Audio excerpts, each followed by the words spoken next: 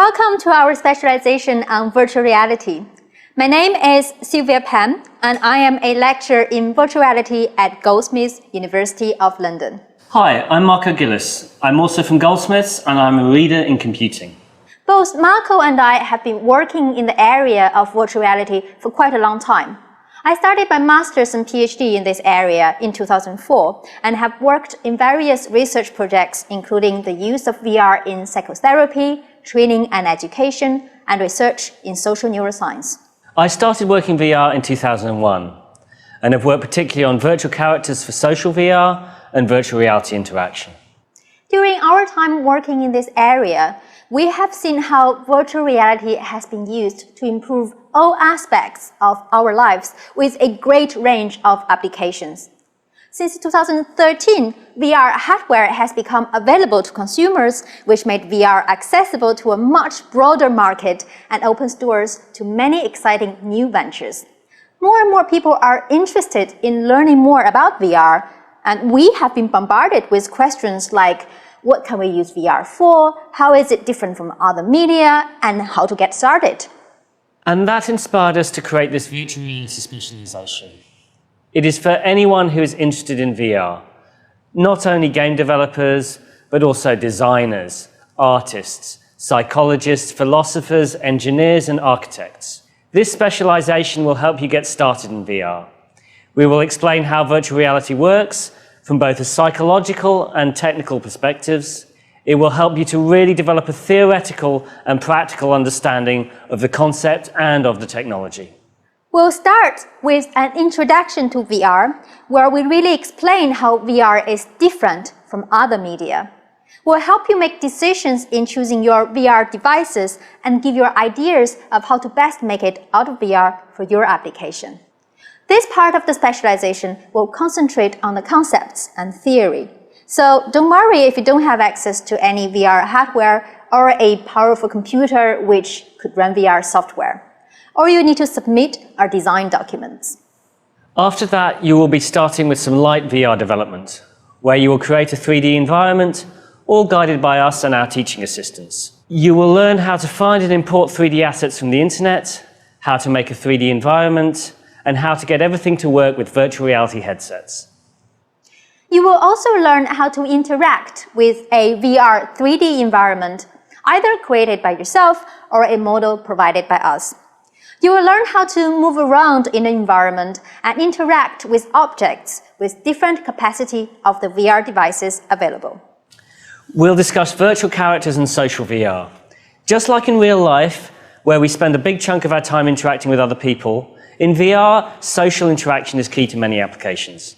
And just like in real life, social interaction could go very wrong if you don't have the right set of social skills. We will show you how to animate your avatar to be sociable in virtual reality. We'll wrap up the specialization with a capstone project, where you'll be developing your own VR application. But we think it's really important to get some advice on this from people who've been working in the area for 5, 10, or even 20 years.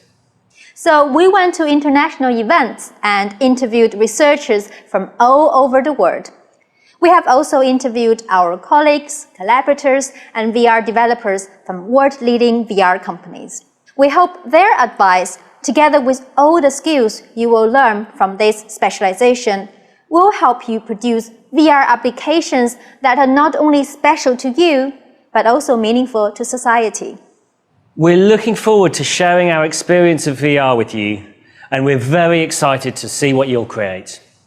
The future of virtual reality is just starting, and we need your help to define it together.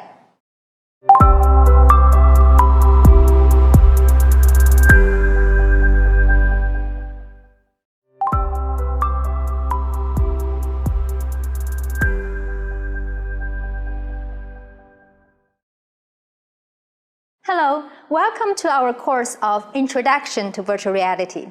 This is the very first course of our VR specialization, where we will teach you some basic skills to implement realistic, interactive, and immersive VR applications. However, in this course, before going into VR development with game engines and modeling and animation tools, We will focus on several important concepts in VR. That is, the definition of VR, immersion, and how immersion is supported by VR hardware. We'll be looking at a range of applications where VR could be found useful and try to understand the psychology behind it, as well as challenges ahead. I hope by the end of this course, you will be able to design your own VR application which utilizes the full capacity of VR. I look forward to sharing our experience in VR with you, and I'm very excited to see what you will develop.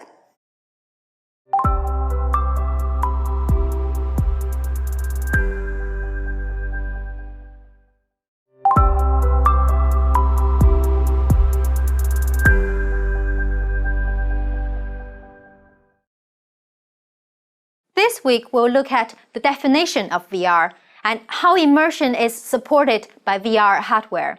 In particular, how experiencing VR could be very different from other forms of media, such as TV or 3D movies. Finally, I'm excited that Professor Anthony Steed, who has been working in VR since the 90s, will join us to give an introduction to the history of VR, where we will learn how the vision of VR has materialized gradually over the past several decades.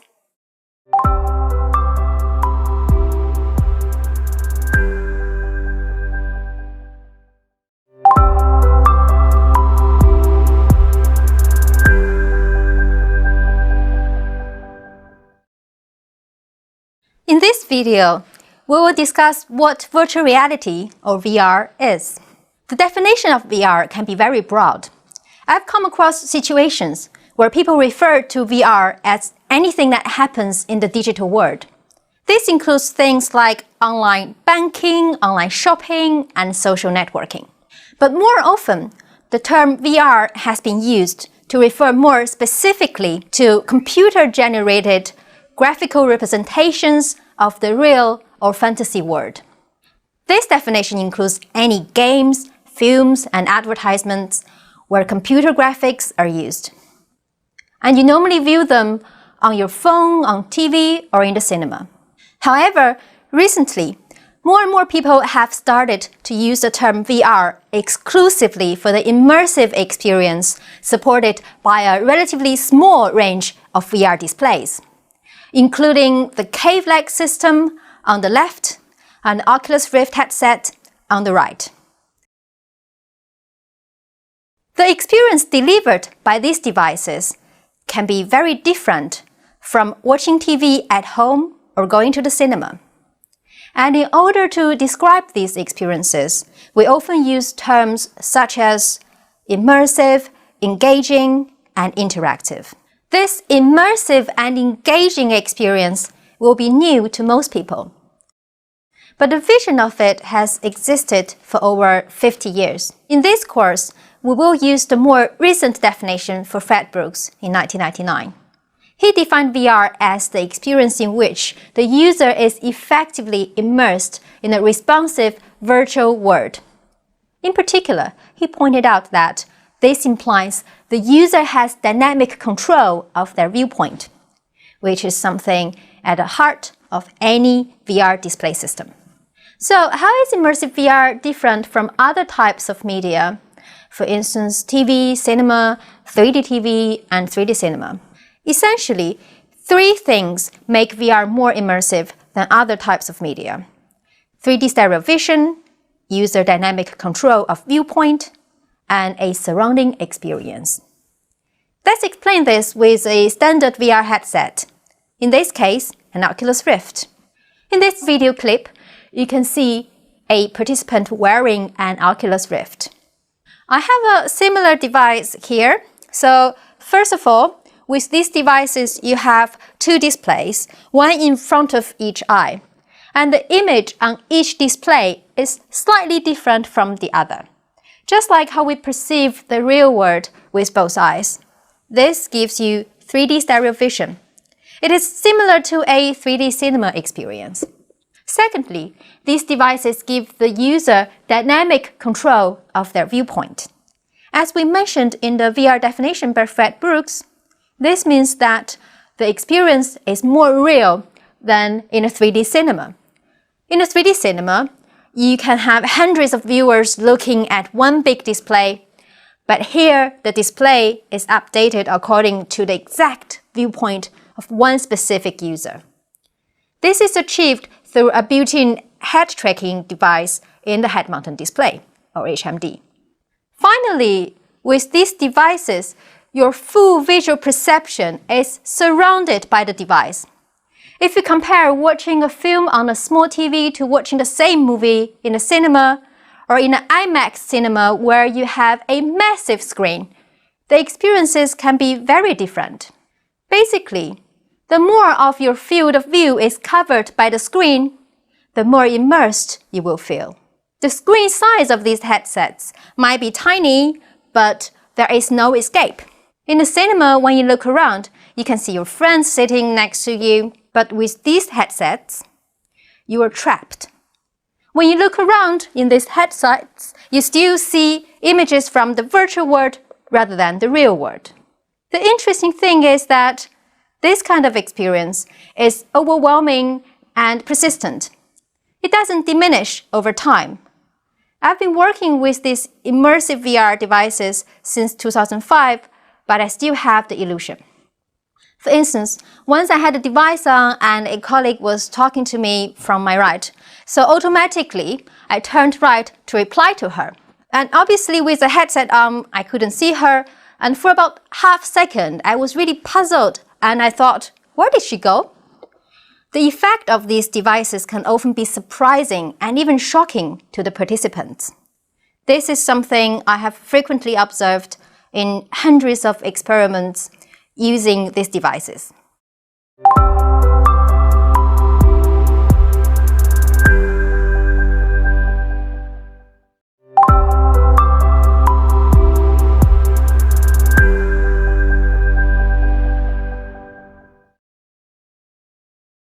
In this video, we will compare two different VR display systems, the Cave and HMD. In the previous video, we talked about the Oculus Rift, which is one of the most popular head-mounted displays, or HMDs, currently on the market. We will spend a lot of time on the technical features of HMDs later this week. But before then, I'd like to talk about a similar system that is less known to the public, the Cave. The Cave refers to a cave automatic virtual environment. It normally looks like this, just an empty room with at least 4 display walls. That's 3 walls around you, plus the floor. There are projectors behind the walls to project high-resolution images. In order to perceive 3D stereo vision, the user would wear a pair of shutter glasses, so at any given time, they only see through one of their glasses. The displays are synced to the shutter glasses, so they will produce images that are for the correct eye at the correct moment. And this switches at least 60 times per second to produce the illusion of 3D stereo vision. Similar to the HMDs, in the Cave, we also have user dynamic control of viewpoint. This is achieved by attaching the head tracking device on top of the shutter glasses and updating the display in real time according to the viewpoint of the user. So although you can probably have more than one user standing in the space, each wearing a pair of shutter glasses, only one of them could be wearing the head tracking device that is synced to the machine that renders the graphics. This will be the only person who has the dynamic control of viewpoint. For other users, the display could feel a bit distorted. Finally, because of the 4 surrounding walls, the user feels that they are surrounded by the computer-generated images rather than the real world. Again, all 3 features contribute to the immersive VR experience. In summary, the Cave is designed to be used by a single user whose head position will be tracked. It takes a large and dedicated space. It's normally set up as a fixture in research labs in both academia and industry. And usually you can't carry your Cave system with you. Because of the size of the display, it could have very high resolution, but you will need powerful machines to drive that. Both caves and HMDs are designed for single users. You can have VR applications with multiple users, but each one will need their own display device. That is either a cave or HMD. The caves have a big screen with high resolution. In comparison, the HMDs currently are much lower in their resolutions. The caves take a large and dedicated space, while the HMDs are more flexible in their space requirements.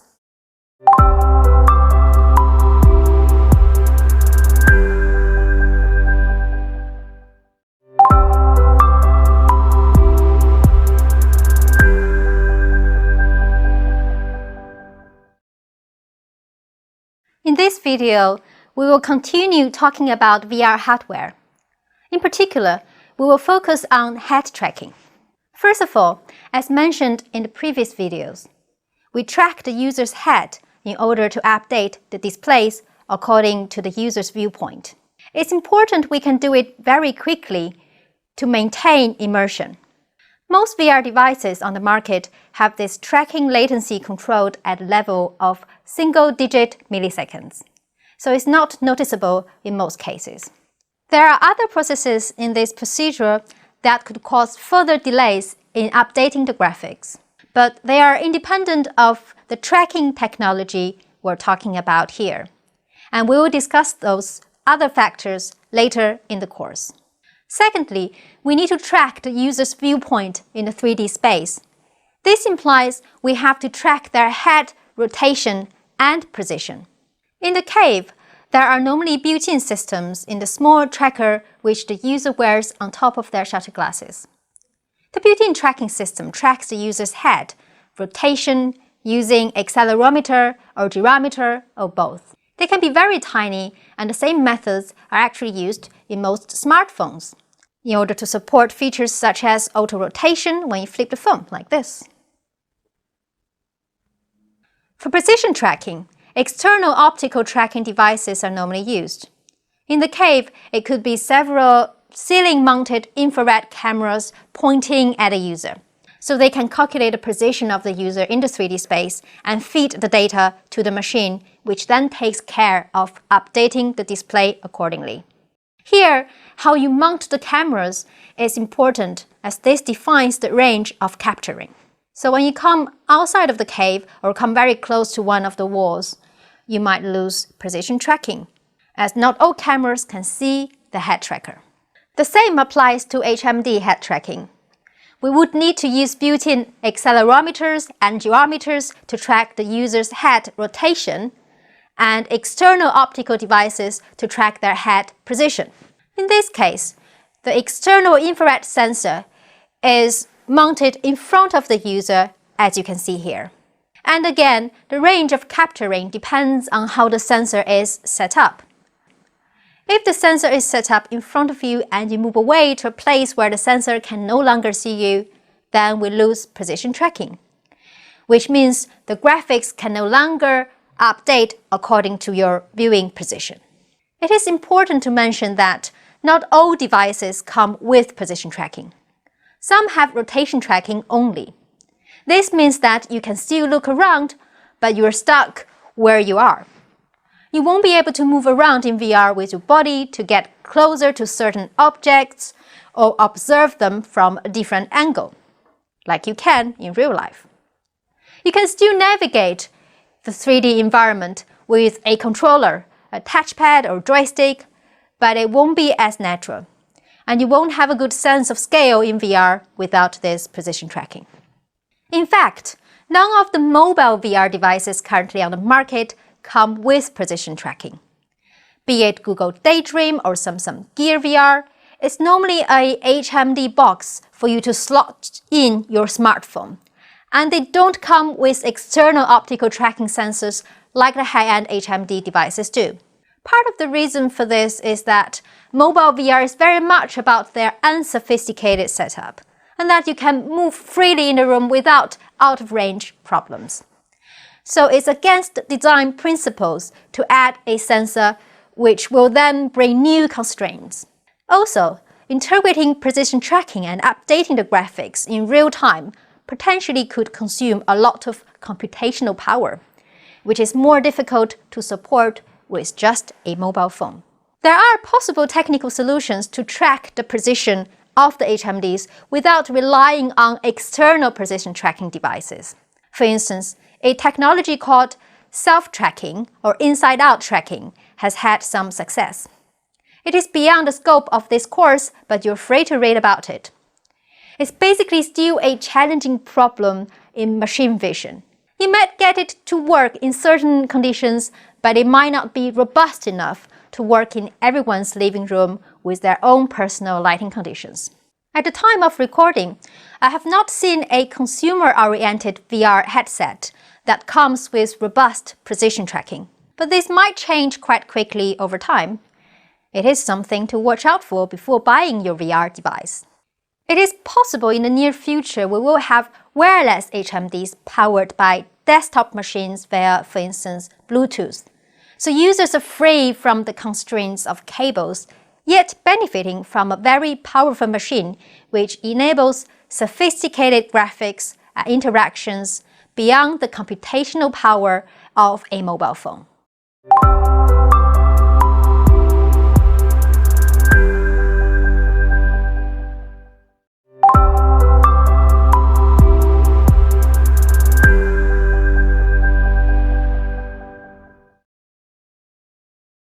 By now, you should have had a good overview of how VR display works and how it supports immersion. In this video, we will move on to another component of VR hardware, the VR controllers. Again, let's start with the cave. What this user is holding in their hands is something called a VR controller, or we often refer to it as the wand. In VR, you will be interacting with objects using these wands, picking up and moving objects, or when you're talking with a friend, pointing at something, or gesturing. In order to pick up an object in the 3D space, the system will need to know where your hands are, so we will need to be able to track the position of the wand. In the real world, if I like to grab my mug to see if I still have tea in it, I will have to rotate the mug slightly. So in VR, I should also be able to do this, which requires rotation tracking of the wand. The same thing applies to communication functions. If both the position and rotation of my hands are tracked through the wand, I will be able to use gestures to communicate to some extent. So essentially, we need to track the position and rotation of the wand. This is done exactly the same way as head tracking. The wand itself has a built-in system to track rotation, and it uses external optical sensors to track its position. Other than interacting with objects and gesturing with friends, often the wand is used for something we don't normally do with our hands in real life, that is, navigation. Basically, we can use the wand to walk around the 3D world without moving the actual position of our body. This enables users to explore a virtual world that is bigger than the physical space they're actually in. The methods for navigating the 3D world without having to move your body often come from our experiences in video games with a 2D user interface. In order to look and move around in a video game, we often use a touchpad, mouse, keyboard, or joystick. A similar method has been adapted for us to navigate in VR. As you can see, in the middle of the wand, there is a small joystick, which you can use to navigate your 3D environment. When you use the joystick to move around in VR, it can be called virtual navigation, as opposed to actually moving around in the physical navigation of the real life. But there are many other ways in which you can use the wand to navigate in VR without using this joystick, and these methods are often more natural and less likely to cause nausea. We will talk about these navigation methods and nausea in VR later in this course and in other courses in our VR specialization. The VR controllers used in high-end HMDs are very similar to the ones used in the cave. They're both rotation and position tracked, and they often come with a joystick or touchpad in the middle for navigation. Furthermore, most VR controllers nowadays are able to provide haptic feedback through vibration. So what does this haptic feedback through vibration mean? In real life, when I put this mug on the table, I will feel a small vibration the moment the mug touches the table. This can be supported by the controller in VR. Because we have the position tracking of the wand, the system knows where the mug is moving in the 3D space, and it knows the 3D position of the table. So when these two overlap with each other in the 3D space, at the moment the mug touches the table, the system can detect it and make the controller generate a small vibration to resonate with what I expect to feel in real life. This gives a very strong sense of immersion. This illusion is so strong, I have seen various cases of people who, after spending some time in VR, putting virtual objects on the table that doesn't really exist, were so convinced subconsciously that there was a table. They would lean against it and fall. For myself, there were a few times I almost left the VR controllers on the virtual table because I forgot that it didn't really exist. Fortunately, I have never dropped and broken one so far. Another point I would like to mention is that when our users try to move around using the joystick and touchpad, which is something we call virtual navigation, it's more likely someone would feel nausea in the HMDs than in the cave. So you are encouraged to find other ways to navigate the 3D space rather than just importing a first-person controller normally designed for a 2D user interface. Again, we will talk more about this later in this course. Finally, when it comes to mobile VR systems, only some of them come with a controller. But the position of the controller is not normally tracked, for the same reason we discussed with head tracking. Also, they don't usually have built-in mechanisms to provide vibration feedback. Google Daydream comes with a controller with a touchpad, which provides rotation tracking. Samsung Gear VR has a touchpad on the right-hand side of the HMD.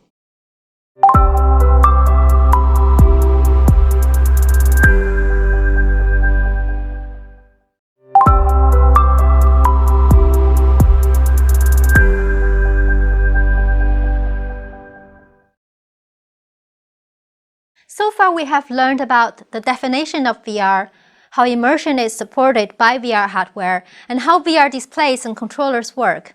But for most of you, the main question probably remains: how should you choose a VR device for your VR application? In this video, I will go through the main considerations for choosing your VR device. Here is some information which shows the market data for VR devices.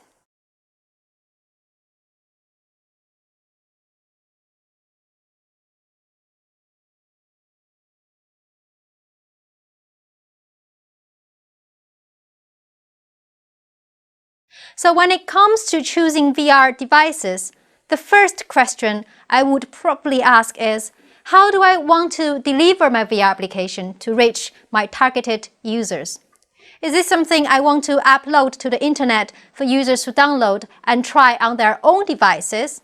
Or is it something I will be taking with me and presenting at exhibitions to reach my clients? Or is this something I expect clients will come to me for directly? If it is the first situation, say you've made a small game or application and you want to have access to the mass market, you should probably first consider mobile VR because that's the kind of device most users have.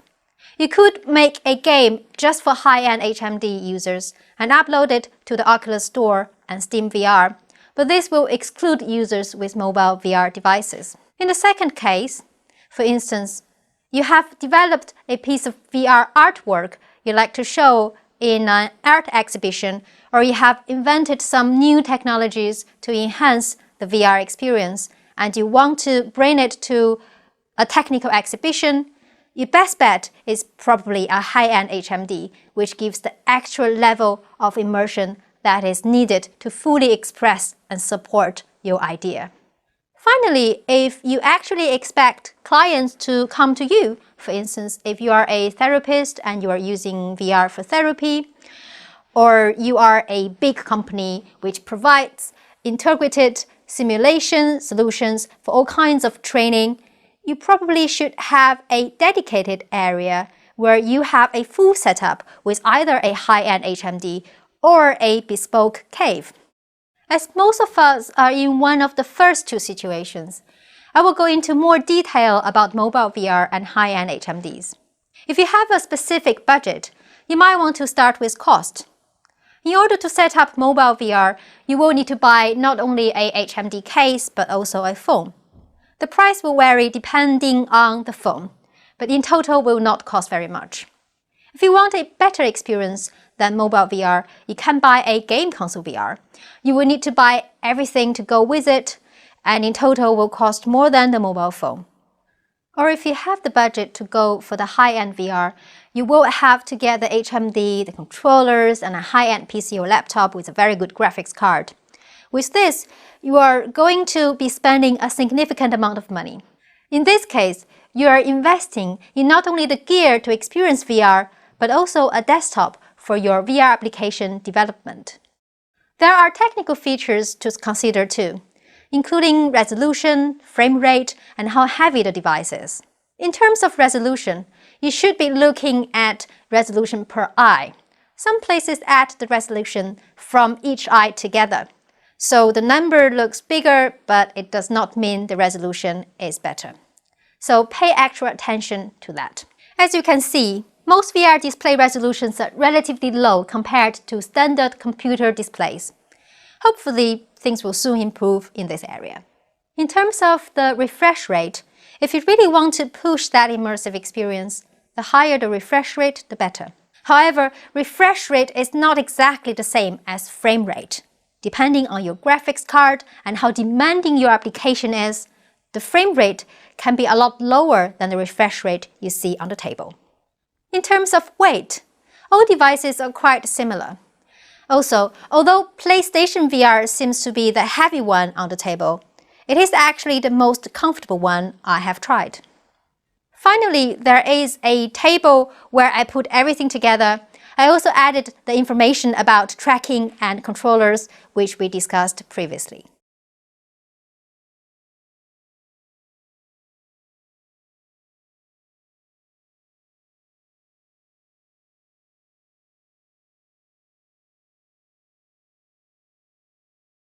Okay, that's all I have to say about VR devices for now.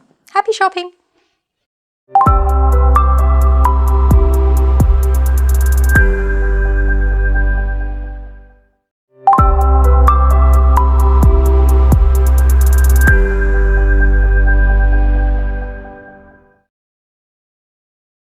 This is the Oculus Rift CV1. This is the first commercial release of the Oculus headset. It is a very light plastic construction. It has adjusters, Velcro adjustments for any head. It has two inside lenses, which we can also adjust to fit any shape of head. It has built-in headphones, hardwired connected to your computer. It can track in two ways. It has inbuilt sensors that allow the rotations of your head from the neck up. And then it also has ability to track position in space, so we can move forward, move back, walk around, duck, weave in order to play games. When buying that, it comes as a pack with this section here. Inside that you will receive one positional tracking camera. You also get a 360 Xbox controller with its wireless dongle, and the Oculus Rift remote pointer, which is just a simple interaction for menu navigations. So having purchased the Oculus, you can expand it with what's called the Oculus Touch package. Inside that you'll find another positional tracking camera, which we use in tandem to create a bigger tracking and play space. It also comes with what's called the Oculus Touch controllers. Now these separate our hands into individual hands in VR.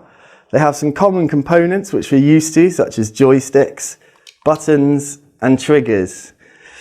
However, these controllers are positionally tracked, most importantly, as differs to the pointer and the game controller.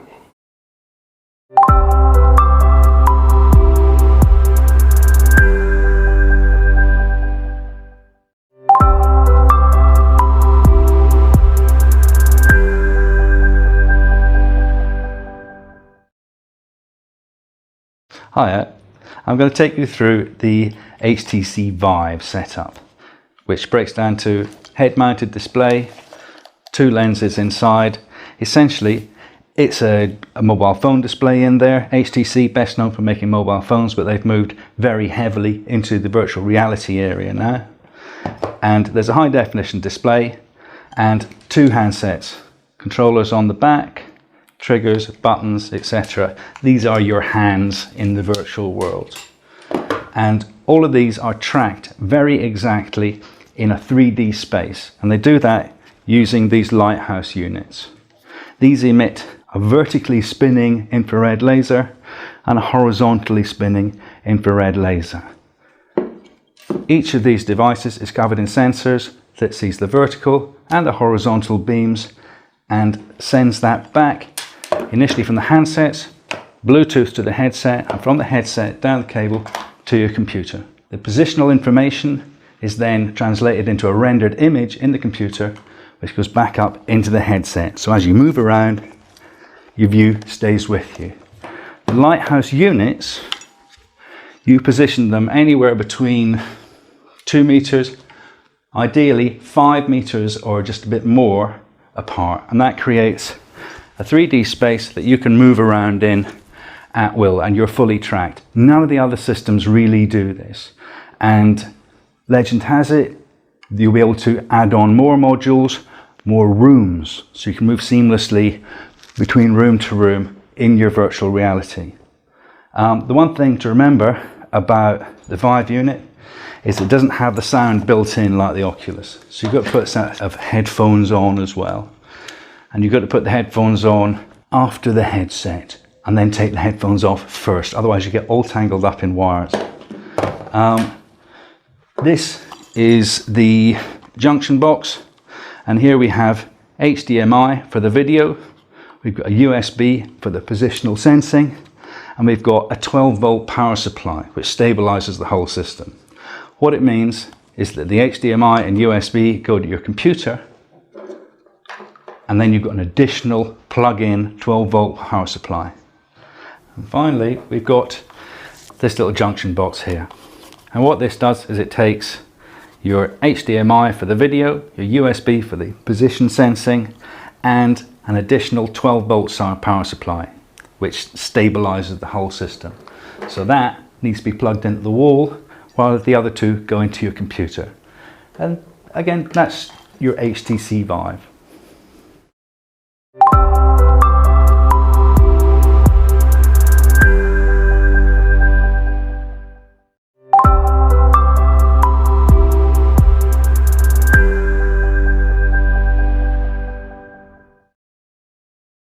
Hi, I'm Dave and this is Isabel, and we're going to tell you all about this stuff that you need to use the PlayStation VR headset. So the first thing you need, obviously, is the headset. So the PlayStation VR headset, funnily enough, is actually the heaviest one out of all the ones you can buy, but it's actually the most comfortable because, as you can see here, it's got all the padding in here, like the cushioning, but it also is really good at adjusting to fit different people's heads. So there's a button on the back right here. When you press it in, you pull it forward like that, and then it's adjustable, so it can go big enough to fit over Dave's head. You'll also see that there are these blue lights right at the back here. When it's on, the blue lights appear on the front of it, and these lights are actually used as sort of trackers, right, to be picked up by this stereo camera as well. Do you want to talk a little bit about the weight distribution? Yeah, well, the interesting thing is, I think because Sony have been so experienced at making things like headphones and other electronics, they've done a great job of the weight distribution. So as Isabel said, although it's the heaviest, it actually feels like the lightest. And the other thing to say is these trackers, when they get tracked by this camera, that gives us full positional tracking. So not only do we know which way it's rotated, we also know where you are in space, which is different to the current mobile setups where they just know the rotation of the headset. So the main thing you need to power the PlayStation VR headset is the PlayStation 4. It also comes with this box as well, which is the power, but it also splits up the signal between the headset and the PlayStation and the TV. One last thing about it is that you can plug in your own headphones on the side here. There's a little control panel with the volume controls, and also it's where you turn on and off the headset. And as well, as Isabel said, you can plug in your own headphones. And this box, not only does it do the visual video splitting, but it also does all the calculation for the sound, so it can place it all around you in 3D. You can do some experiences just with the headset, but also you can use controllers. So this is a traditional game controller. It's the standard PlayStation DualShock 4. This has gyros in it, and that means, again, you know the orientation of it, but you don't know exactly where it is in space. It does have this light bar, and that can be tracked by this camera. But as soon as, so you imagine like that, as soon as you go like that, you lose that tracking, so it's sort of limited what that can do. It has a bunch of buttons on it, these classic PlayStation buttons, and this D-pad, and then these two joysticks, and it even has these shoulders as well. So this is great for playing all kinds of games, but it can be a bit limited in VR because you really want to have hands. And that's where these guys come in. So these are PlayStation Move controllers. They were actually released about 10 years ago, way before any VR was happening, as motion controllers, similar to the Nintendo Wii controllers. And when these are on, these ping pong balls glow different colors. And again, the camera can track them. So altogether, the camera and the processing of that feed has got a lot of work to do because it's got to track these lights on the front of the headset and track these as well. These have the same gyros in as this, so we have some orientation. And then with these glowing ping pong balls, we actually get very precise information of where your hands are. Using these triggers that are on them, we can then replicate what it's like to pick things up. And at that point, you get some really great VR experiences because not only are you in full VR, you've got great 3D sound, but then you've got hands as well, and that feels very, very natural and very intuitive. And so I think that's one of the big benefits of the high-end systems now. They've got these hand controllers, if you like, but you can tell from these, they've got these tiny buttons on the front, which is unlike any of the other hand controllers for VR, and that's because they were originally designed where they thought you'd be able to see them, but now you can't because you're in VR. So I wouldn't be surprised if they redesign them at some point to make that a bit clearer. Thanks.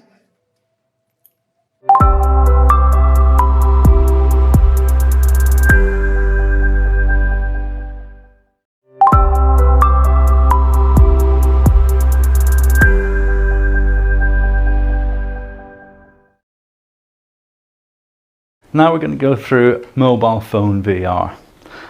There's quite a range of options. What I've got here is the Samsung Gear VR, which only works with their phones, and it's got some extra bits and bobs, that little trackpad on the side and menu keys and so on. What I've got here is really the most easy access and affordable end of VR, which is the cardboard. It has two lenses inside it, just like all the other headsets, but essentially other than that, it's a cardboard box. It's just one of many types. You know, you get all sorts, ranging from, you know, things you print out on the internet and simply cut out. This one is the higher end of your mobile phone VR. There's disadvantages and advantages. The resolution on it is pretty comparable to one of the major headsets, but you've got a lot less functionality. You've got an app in here that you switch on, and then you very carefully, that's it popped in there, and you can now look in it simply like that, and you're in a VR environment.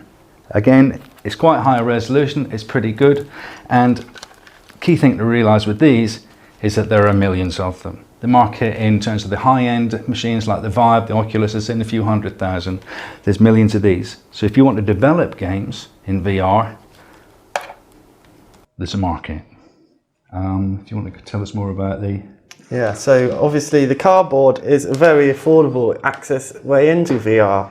It essentially offers you much the same as the Gear VR. It's missing a few buttons and controllers, absolute bare minimum, but just like Gear VR, you can use any mobile phone for this, not specifically Samsung. It has two lenses in it, just like the high-end headset. It goes in, we position it in front of the lenses, and it simply Velcros shut, and on it goes. And I can then involve myself in VR in just the same way as anyone else, really, for very little money at all. It's important to say, I think, at this point that these contain no positional tracking. So one limitation we do have is that it only manages our rotational information from accelerometers. We do not have the positional tracking that we do in Vive and Oculus. Yeah, I mean, that's the key thing, is that not yet. Even this one, you've got a little joypad on the side, but it remains a single camera at the center of a ball of video. And you must really always bear in mind these limitations as a developer of VR, so that you know your target unit and you develop games that are sensible for that.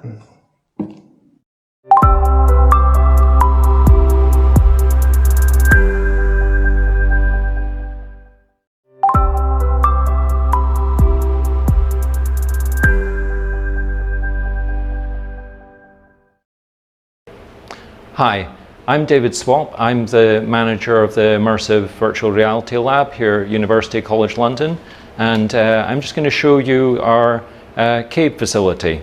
This is a 4-wall projected VR facility, a bit of a contrast to head-mounted displays in a number of ways. So crucially, the difference here is, instead of making you wear the displays, we just project an environment around you. So you can see an environment here. It's a room, it has some furniture in it, tables, chairs, a clock on the wall, that kind of thing.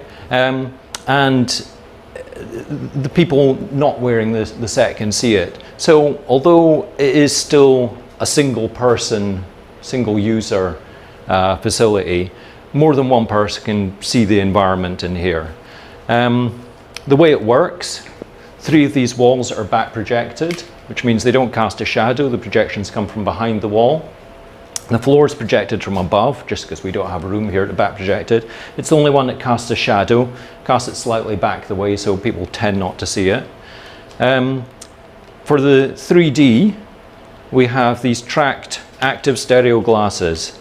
Now, what I mean by active stereo is, instead of using the polarizing technology that you might get with 3D cinema, where you have 2 projectors, different polarizations, we use a single projector for each screen, and they alternately put out a left eye image and a right eye image very, very quickly at 100 frames a second.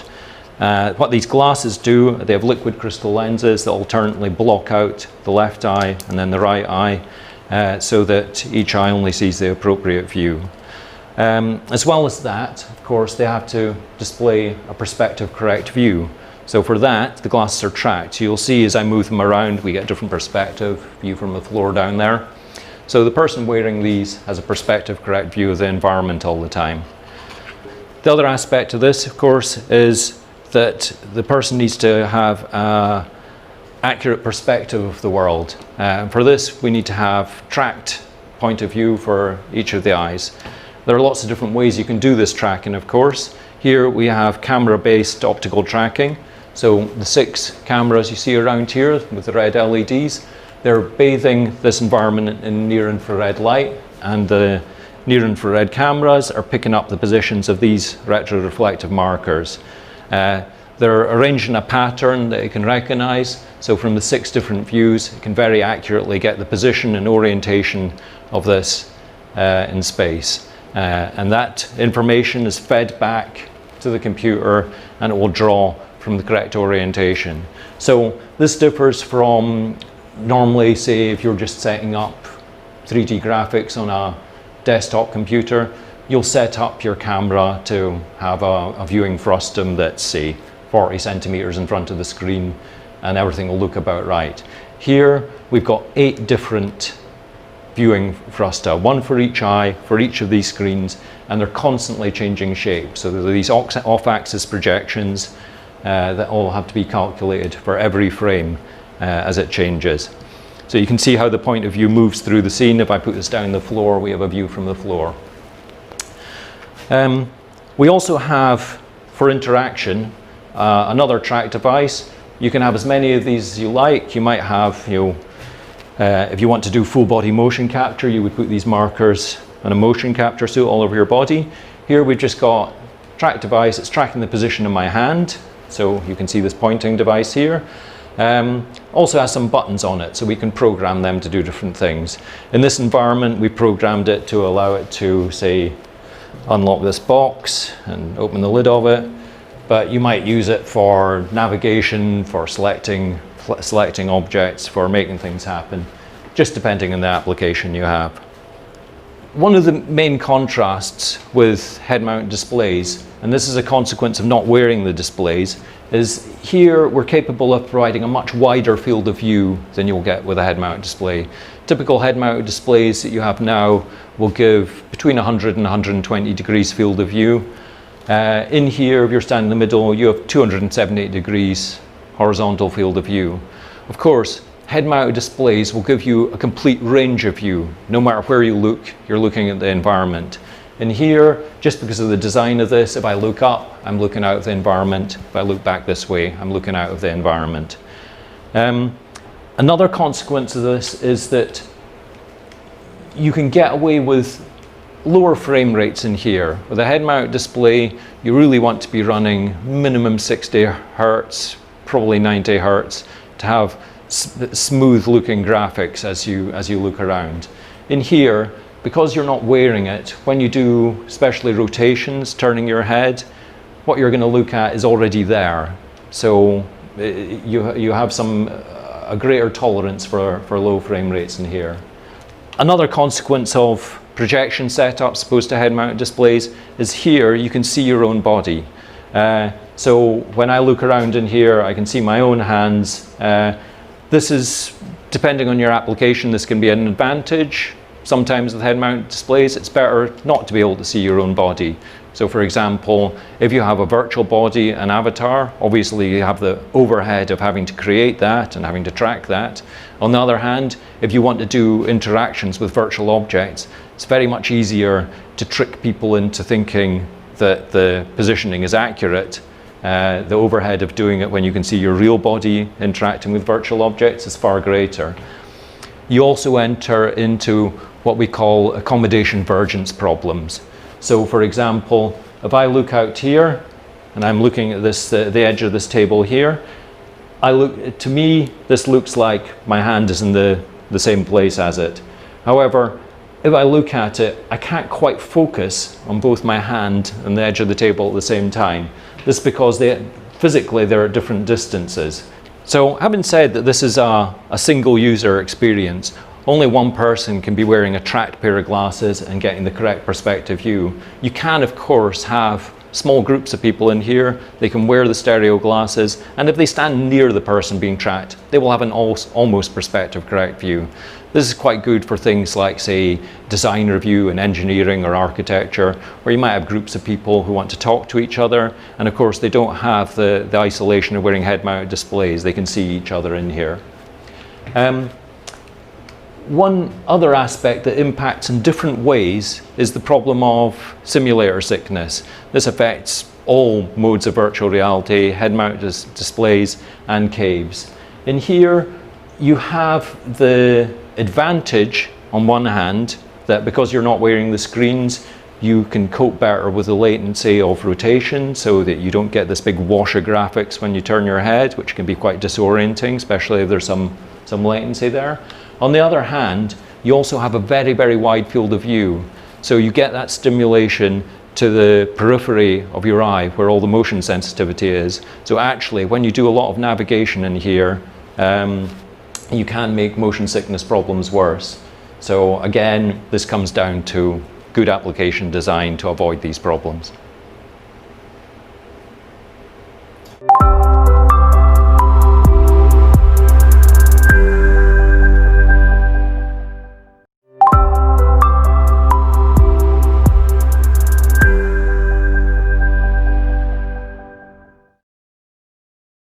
Although most people have tried virtual reality only quite recently, the technology of VR has existed for a few decades. I thought who would be in a better position to tell you all about the history of VR than Professor Anthony Steed, who was awarded the 2016 IEEE VR Technical Achievement Award. So it's my great pleasure to have Anthony here. Hello, I'm Head of Virtual Environments and Computer Graphics in the Department of Computer Science at University College London. I got started in virtual reality research in late 1992. So it's my pleasure to give you a short history of virtual reality. And one of the difficulties in trying to present it in a short format is that you can have quite long discussions about how long the history of virtual reality is. So I'm going to start off with some things which are quite old and referred back to sort of the history of creative arts and media and theatre and so on. So this image here appears to show a violin hanging on a door, and it's in a stately home. You can go and visit this. It's a stately home called Chatsworth House, which is in Derbyshire in England.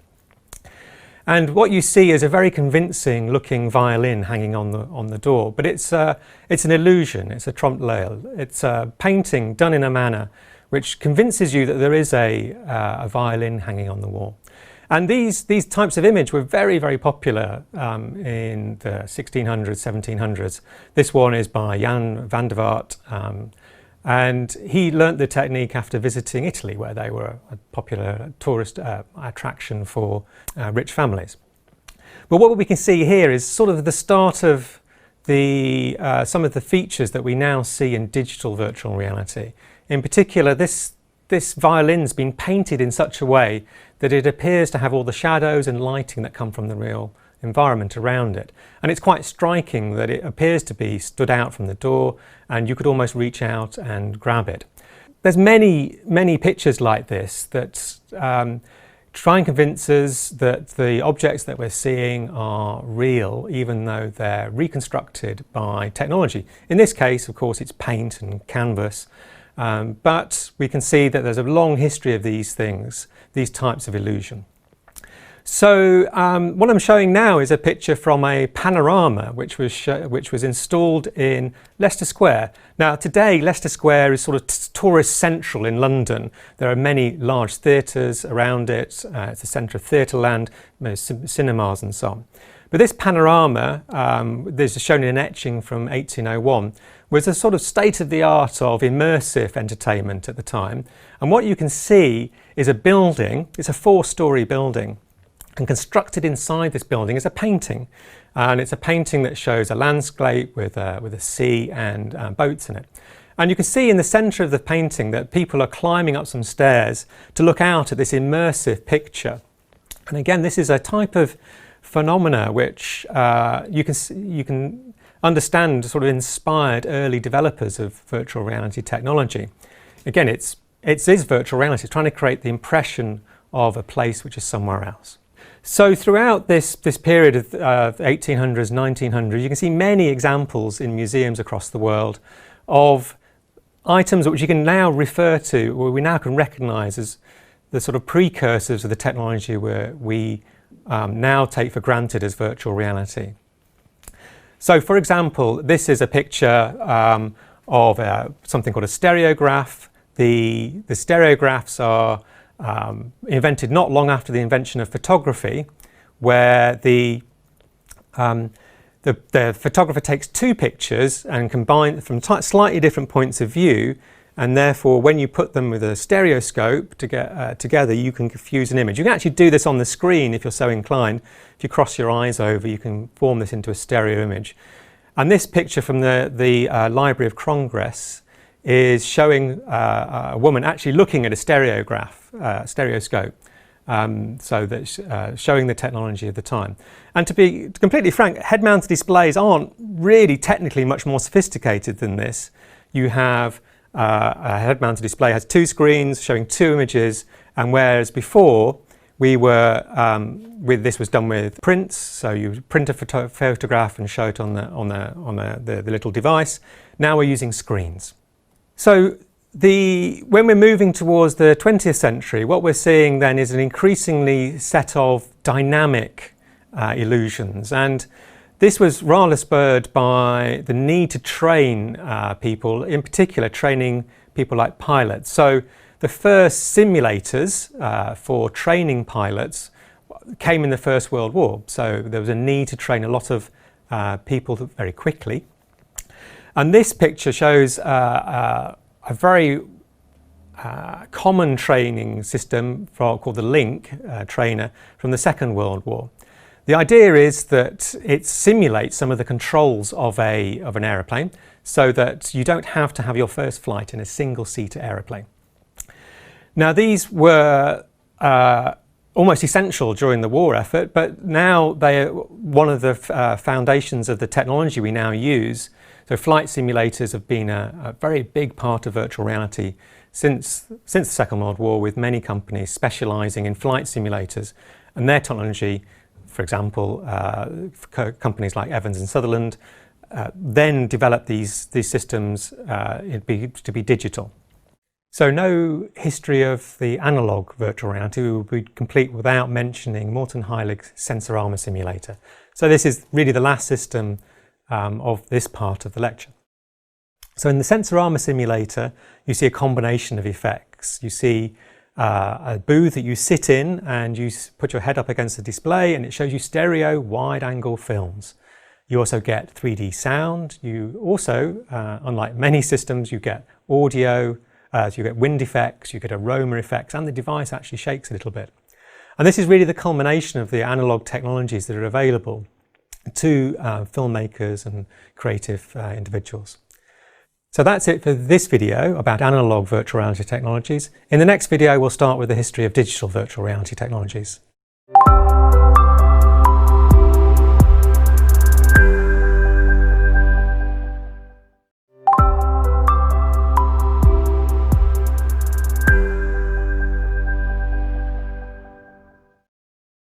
Virtual reality then, to get more flexible than this, you can't film, you can't take analog media and make it much more flexible than watching a static story.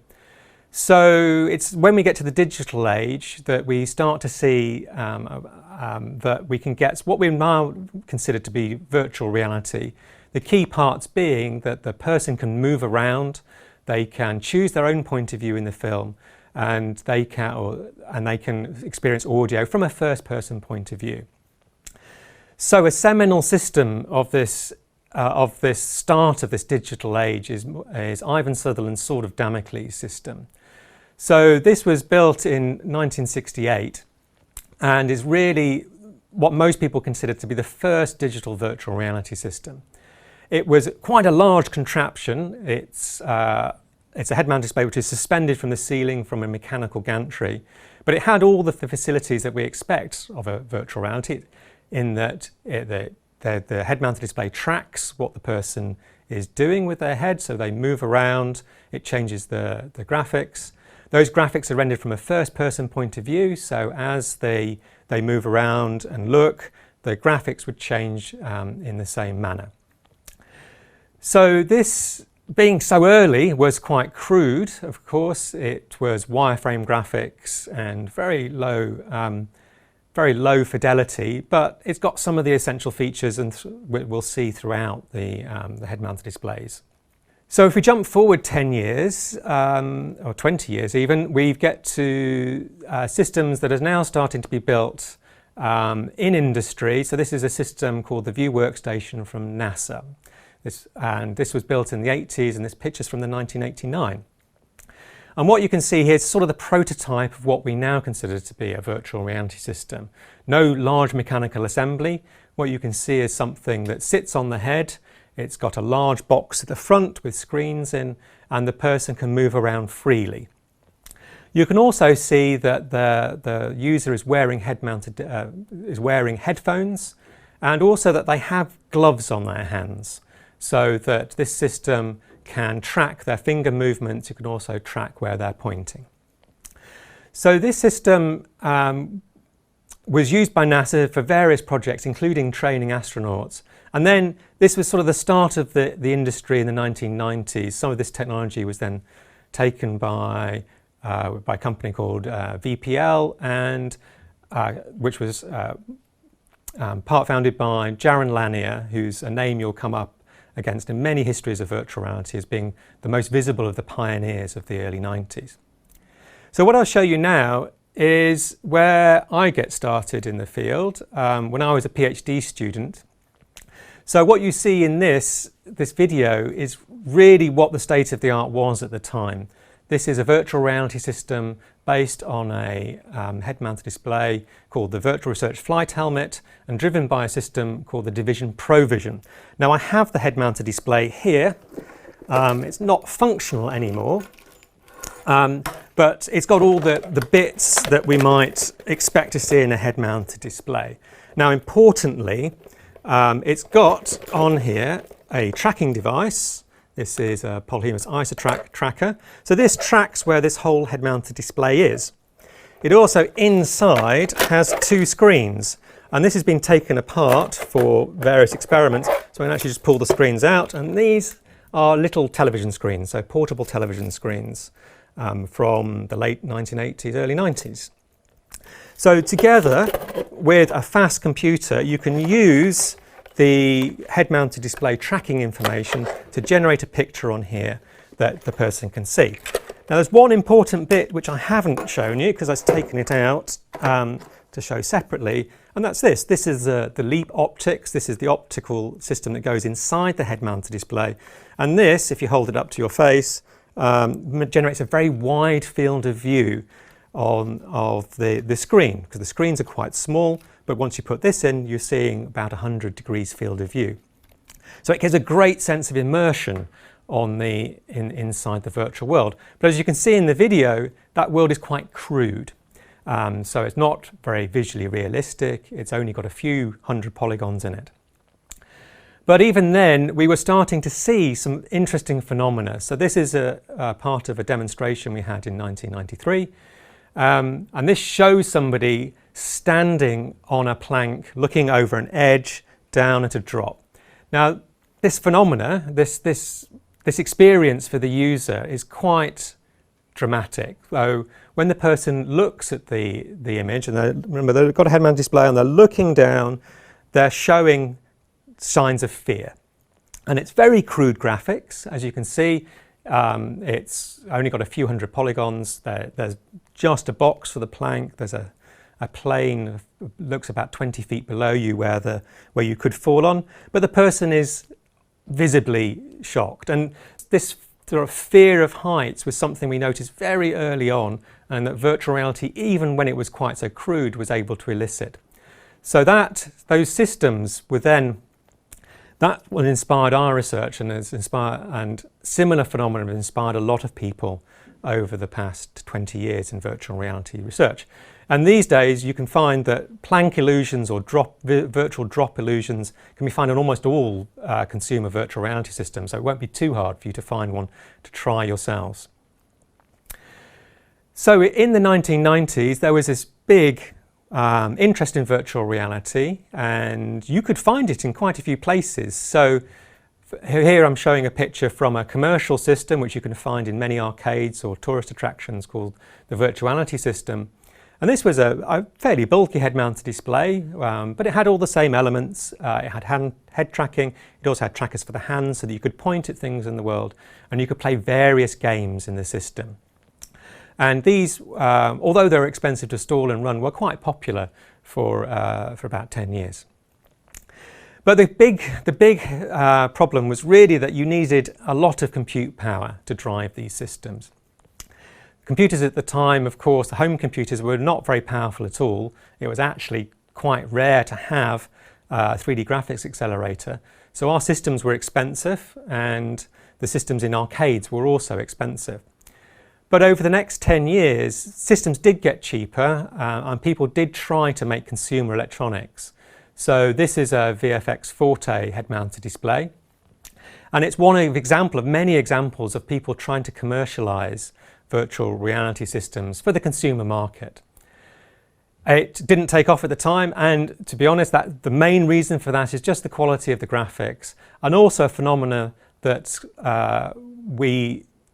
is quite disrupting to the user, which is lag, which unfortunately, when the person moves their head around, the images would take a little bit of time to catch up. And this, with the two computers at the time, would be quite long, so 150 milliseconds wasn't too uncommon. But having said that, what you can see is that there was a lot of interesting research done on virtual reality, and we can see in this video, again from our laboratory, that somebody is going into the head-mounted display. They're standing in a room which is actually a copy of the lab. So the 3D model is of the lab. They're wearing a different head-mounted display. This time it's a bit more sophisticated. This is Virtual Research VR 1280. This one still works. It's actually still the highest resolution head-mounted display in the lab until about 2 years ago. And it gives a more convincing sense of presence. The computers have got better. You'll see in the video, if you look carefully, you actually see a little 3D model of the computer that we use, which was a Silicon Graphics Onyx system. And what you see in the video is somebody using a virtual body, and they're reaching out and touching. And this experiment was one of several that we ran, which were to show that the virtual body has a big impact on how the person interacts in the virtual world. Okay, so we've come to describe the early virtual reality system. So now let's talk a little bit about where it went. Now, so the public perception of virtual reality is that it went away in the late 90s and early 2000s, but in actuality it became more of a professional system. You saw labs investing in equipment that could produce virtual reality, but at a higher cost because it was so interesting to study. And an important system which many labs built is a variant of a system called the CAVE. So the CAVE is a recursive acronym. It stands for Cave Automatic Virtual Environment. And the first one was invented by Carolina Cruz Nera, Daniel Sandin and Tom DeFante at the University of Illinois. And this has a very different structure to a head-mounted display. In a head-mounted display, you wear the images on your head, but in a cave-like system, the images are on the walls around you, so that you see the projection, and the computer has to update the images on the walls. You still need a head tracker. You still need to wear some small glasses because you want to have a stereo image inside for the user. But the big advantage of these systems is that the perception of latency or lag when you move your head is very low. So actually, in our system, which we're showing here, which is the cave-like system that we have at University College London, we almost never found anybody got ill or suffered negative symptoms when using this system. So this image shows a typical cave that's got 3 walls and a floor, and each wall can be dedicated to a separate computer. So you've got that idea of using multiple computers now to get the speed and the quality of the graphics that you want. And these became reasonably common in laboratories that are interested in virtual reality. They also became quite common in certain engineering disciplines. So what we've got here is a picture of a system that was built at Jaguar Land Rover in the United Kingdom. And they use the cave-like systems to investigate aspects of their cars. So, for example, how the user might interact with the car, not just using the steering wheel, but, for example, fitting things in and out of the boot space in the car. And that gave them a big advantage compared to other means of doing that types of tasks, because these are engineering tasks that are very three-dimensional. You need to have a very good idea about where the objects are and how to manipulate them. So cave systems and head-mounted displays, of course, will give you a good sense of the proximity and the space of the objects that you are looking at. Of course, if you had the budget, you could buy a very high-end head-mounted display. So several companies were making head-mounted displays, servicing sort of the industry, academia that wanted to get those high-quality systems. So this picture is of an NVIS 111 head-mounted display, which is admittedly expensive, but very high-quality head-mounted display that's about 5 to 10 years old. So what I wanted to convey there is that the virtual reality continued to evolve. It continued to get better equipment, and the science of understanding virtual reality progressed quite dramatically. But it's really with the confluence of 3D image generators, graphics cards, that were driven by consumer technology, that we really start to see a vast acceleration in the quality of virtual reality. And there's really a point to note, which is that in the early 2010s, so 2011, 2012, several groups were now sort of looking at the possibilities of using consumer electronics for virtual reality. So I'd like to mention just a couple of them. One is the Field of View to Go system, or FOV to Go system, from the University of Southern California. And what they built was a system which you can make yourself. You can still make, the plans are freely available, that you could put a phone or an iPad in, and you could then have a virtual reality system that you could hold to your face. And later on, of course, we come across systems like Google Cardboard, which take the same principle and apply it to a much cheaper way of fabrication. But it's the key thing there is really that system, the smartphones, iPhone 4S in particular, had reached a level of quality of real-time computer graphics that they could be considered to be suitable for putting inside head-mounted displays. This is another system. This actually is a system that we built at University College London. It actually uses a very old head-mounted display, or a relatively old head-mounted display, called a Sony Glastron. This is from the late 1990s. But it's driven now off a smartphone, so it's driven off an iPhone 4S, and that with generating a solid 60 frames per second, so you could turn your head and you could see the same sort of virtual reality that you might see on a more one of these high-end systems that we had that cost a lot more. So now you're looking at the components. Obviously, this was an expensive head-mounted display, but you see it's only got a couple of screens, and the images are generated by a smartphone. So there isn't much more that we need, much specialist equipment. So then, of course, we get to perhaps the most disruptive system is that in 2012, 2013, we start to see the emergence of truly consumer systems. So with the system, the Oculus Rift Developer Kit 1, or DK1, was launched in 2013, and now we're here. So now we have the very cheap, high quality consumer head-mounted display. At the same time, we've got the power in our desktop computers that really means that we can have effective, high quality virtual reality in everybody's home. And that's why we're here. That's the point of this course, is that to learn all about how this technology is going to be used in the next few years.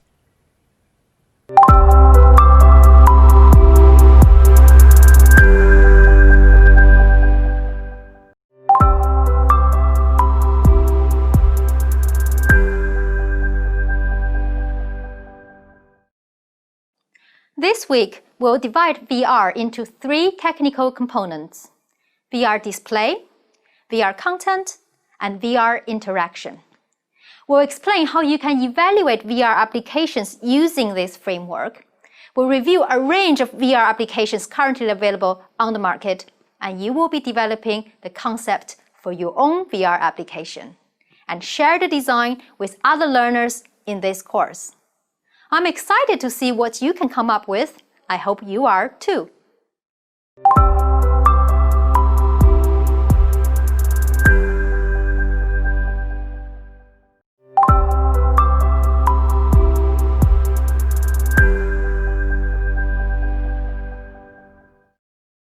In the next few videos, we will talk about applications in virtual reality. So far, we've learned about VR hardware. We've learned that a typical high-end VR hardware would come with 2 parts. The first part is a VR display, which provides surrounding 3D stereo vision and allows the user dynamic control of their viewpoint, the position and rotation tracking. The second part is a pair of VR controllers, which support 3D user interaction with our hands.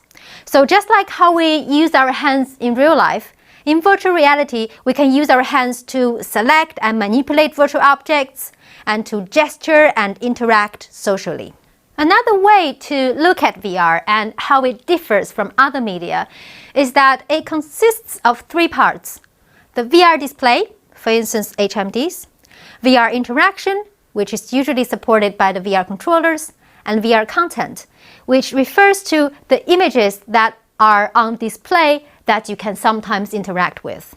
Some people would argue that only real-time 3D graphics and animation count as VR content. But nowadays, the term is very often used to include 360-degree video or images.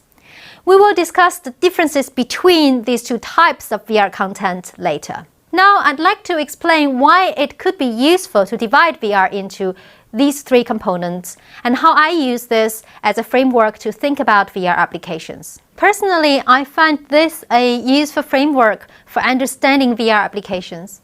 For instance, if I want to design a VR ping pong application, I start by thinking about how we play ping pong in real life and how everything carries over to VR.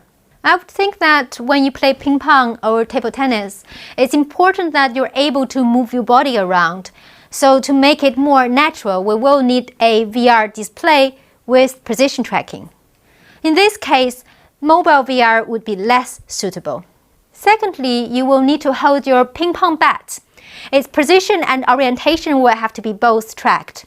And ideally, when you hit the ball, you should be able to have some simple haptic feedback. Finally, for VR content, we will need both 3D graphics and animation. So we will need to program a simple physical simulation to animate the ball using Newton's laws of motion. But the graphics and animation do not need to be very sophisticated to be effective. So there won't be any frame rate or latency concerns. So it's clear that hardware is available on the market to support this. We will need high-end VR hardware supported by desktops. There is a slight issue here, as those devices are currently not wireless. This is fine with a game like ping pong because you never really need to be particularly far from the table, so all you need is a relatively small space. But the same setup wouldn't work for tennis, in which you have to move around a much bigger space. So ping pong will be a good VR application as it is well supported by the current VR hardware. Let's have a look at another example. If you would like to design a VR shopping application which allows users to buy clothes, then you will realize that you might have some problems. Again, let's think about what you would do in real life. In real life, when I shop for clothes, I would definitely want to try them on to see how they look on me. So VR display is not a problem here, as it can even be mobile VR. However, I would also like to be able to really feel the texture of the material. When it comes to VR interaction, the ability to actually feel the textures in VR would go beyond the current VR hardware. So this might not be a good idea. Another problem could be VR content. Ideally, you would have a big database of 3D models of clothes you are selling, but you would also need a physical model of the body of your customer. You could then use physical simulation to show how the clothes might fit on the body of your customer. The problem here is that 3D scanning and physical simulation of soft material are both very difficult challenges. You might say that you like to design an application where customers can just look at the clothes in a VR display without being able to touch them or try them on. In that case, my question is, do you still need to be in VR? Why don't you just use a desktop 2D application instead? After all, VR is still more difficult to set up and the resolution is still fairly low compared to an average desktop display. So, with the current technology, shopping for clothes in VR might not add much to existing 2D online shopping applications, unless you have some clever ways to solve the problems mentioned previously.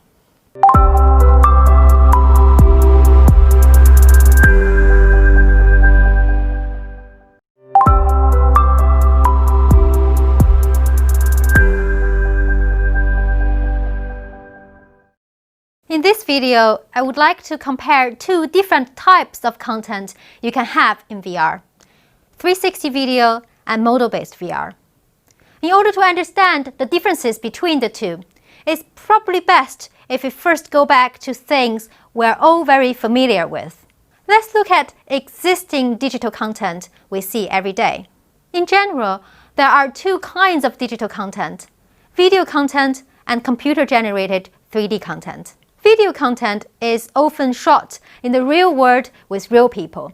Most news, TV series, and movies are produced this way, or using a combination of both video content and computer-generated content.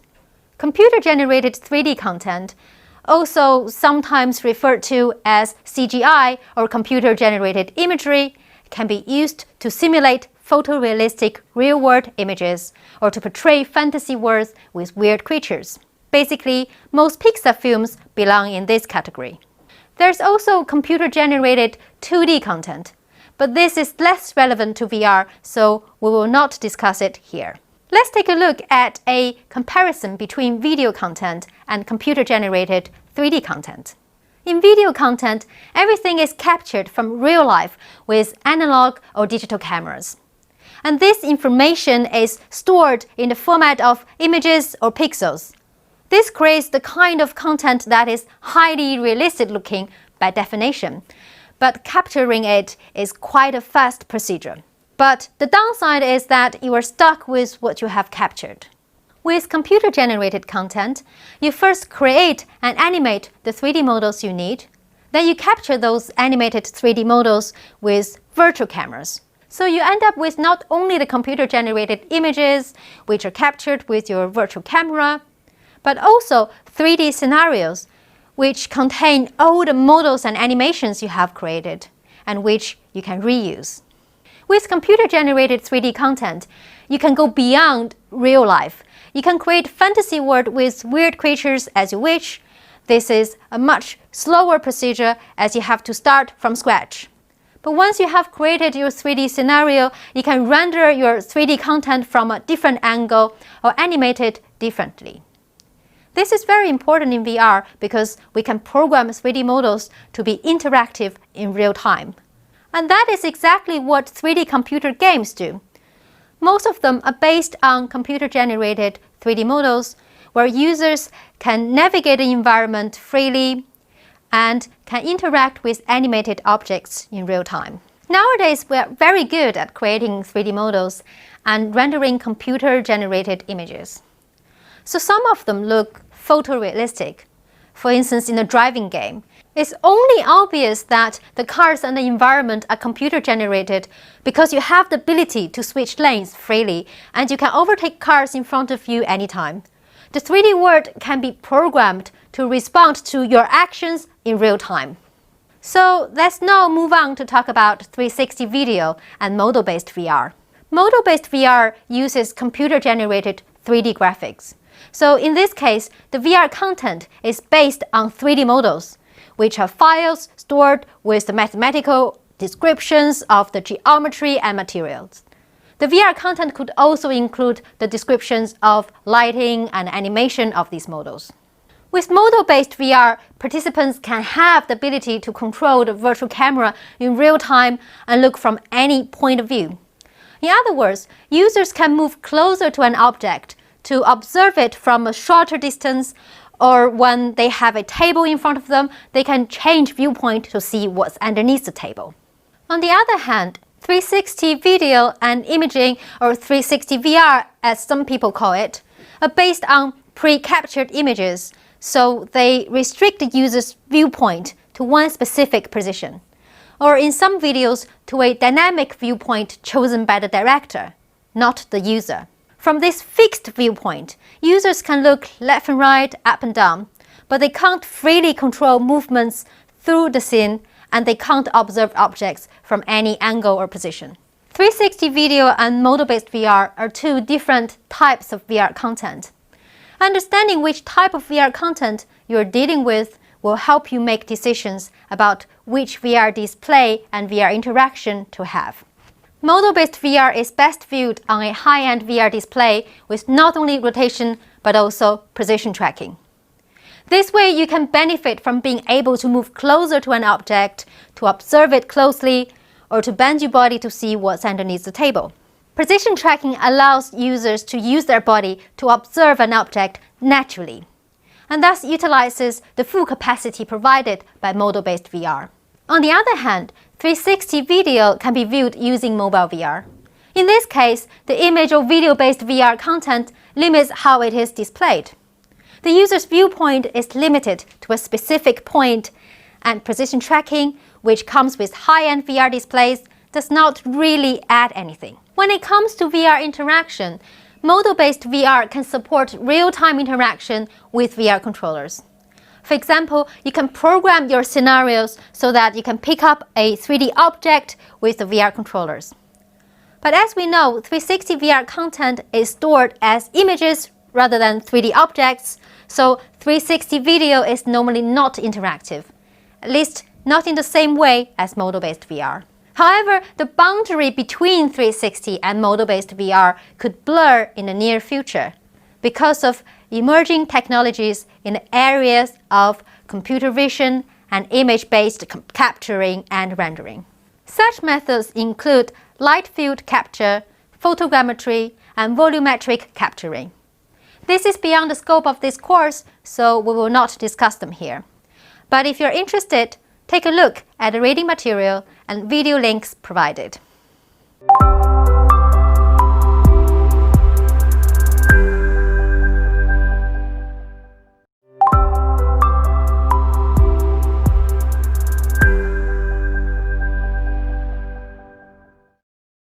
In this video, I'd like to talk about a super strong but slightly weird illusion you could have in VR. The possibility of being somewhere else inside the HMD. To explain this idea, I will need to first go back to the two VR systems we are very familiar with. When I'm in the cave-like system, I can see virtual objects projected on the screen, and I can also see through the shutter glasses any real objects that are inside the cave. That includes my own body. So when I look down, I see my body, and when I reach out to interact with an object, or when I gesture with my friends, I can see my own hands. In the HMD, on the other hand, I am entirely blocked from the real world, so I can be deeply immersed in VR and feel that I am really somewhere else. But with lots of the applications HMD, the moment I look down or reach forward with my hands, I would suddenly realize that something is missing, because my brain automatically looks for my body, which is no longer there. For me, this is like a switch being flipped. From that moment on, I still feel that I'm immersed in a different world, but I don't feel that anything in the virtual world is as relevant anymore. There's a simple fix to this problem. You just need to give the user a self-avatar. And if you manage to put it where the user expects their body to be, this will have a very strong effect. It will give the user a proprioception match. Proprioception here means someone's overall sense of the relative position of their own parts of the body. However, it might still be a good idea to tell the user to sit or stand in a fixed pose. This is because if they start moving their body and notice that their virtual body remains still, it will break the illusion. If you can afford a more sophisticated setup, then you can animate the body to move in the same way the user does. In this case, the user can see their self-avatar as if it's in a mirror in front of them, and when they put their hands in front of themselves, they can also see them. This setup is supported by a Kinect sensor. A similar effect can also be supported by the VR controllers using their position rotation tracking data. Assuming users are holding the controllers with their hands, we can easily render a pair of hands where the controllers are. This will give user the strong illusion of seeing their own hands. You can do the same with 360-degree video. You strap your camera rig to someone and record the footage with them inside the video. But like everything else in 360 video, you're stuck with what you have captured. If the footage is obviously recorded with a female body, then it is not something you can easily change. You also can't animate the body to make it match your own movements. So in most VR applications, it helps to at least have a static body where users expect their own body to be. So they feel that what happens in VR is physically relevant to them. This also enables us to do something even more interesting. To use Professor Mel Slater's words, VR can transform not only where you are, but who you are. Because we can easily change the appearance and shape of our virtual body, we can choose to be someone else in VR. For instance, I have experienced being someone in VR with a different body shape, or a different gender, or from a different ethnic group. Those experiences have been proven to have very interesting and long-lasting psychological effects on people. We will discuss more about that later in this course.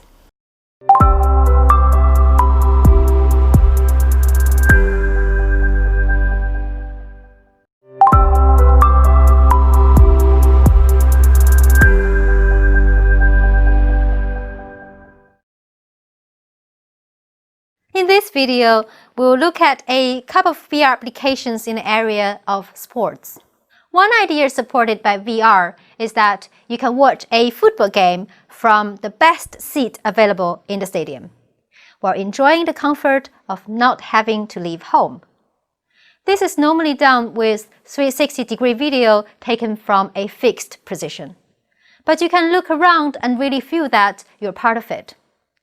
These kind of experiences are normally not interactive, but you can have buttons to press which give you an information overlay, or the videos can be captured from a couple of seats in different areas of the stadium, so you have the freedom to choose where to sit.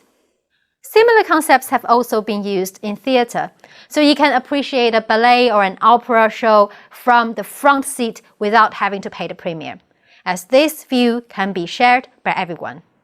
Another example for VR experience in this area is an application which makes you feel that you are part of the England rugby team. The creators used a mixed method to make the user feel like they're part of the activity and even part of the team. I tried this app at a VR exhibition. It started as a short 360 video where I could look around but couldn't really interact with the game otherwise. It was very realistic as it was filmed with real people. I found myself in a changing room with many rugby players, which was slightly odd. The amazing thing was that as I entered the room, 2 rugby players looked at me and said hi to me. They then said to each other, "This must be the new team member," which I thought was quite cool. I'm not a rugby fan myself, but I'm sure for someone who actually watches rugby, that would have been an amazing experience. For the second part, I actually get to play a rugby game with these players, but this time they were replaced by cartoon-like virtual characters. There has been some hype about using VR for sports training, but various papers have pointed out that training in the real world is still more effective. Apparently, in this area, what you learn in VR remains in VR, so the skills are not yet transferable. But that doesn't stop you from having some fun playing some ping pong.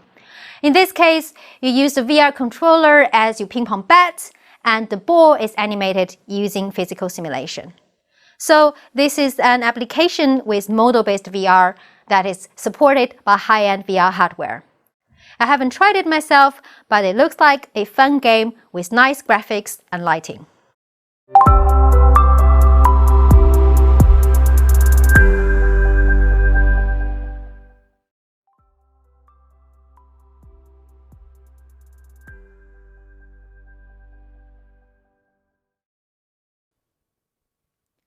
Another very common use of VR is in news and documentary films. One of the leading content providers in this area is the New York Times.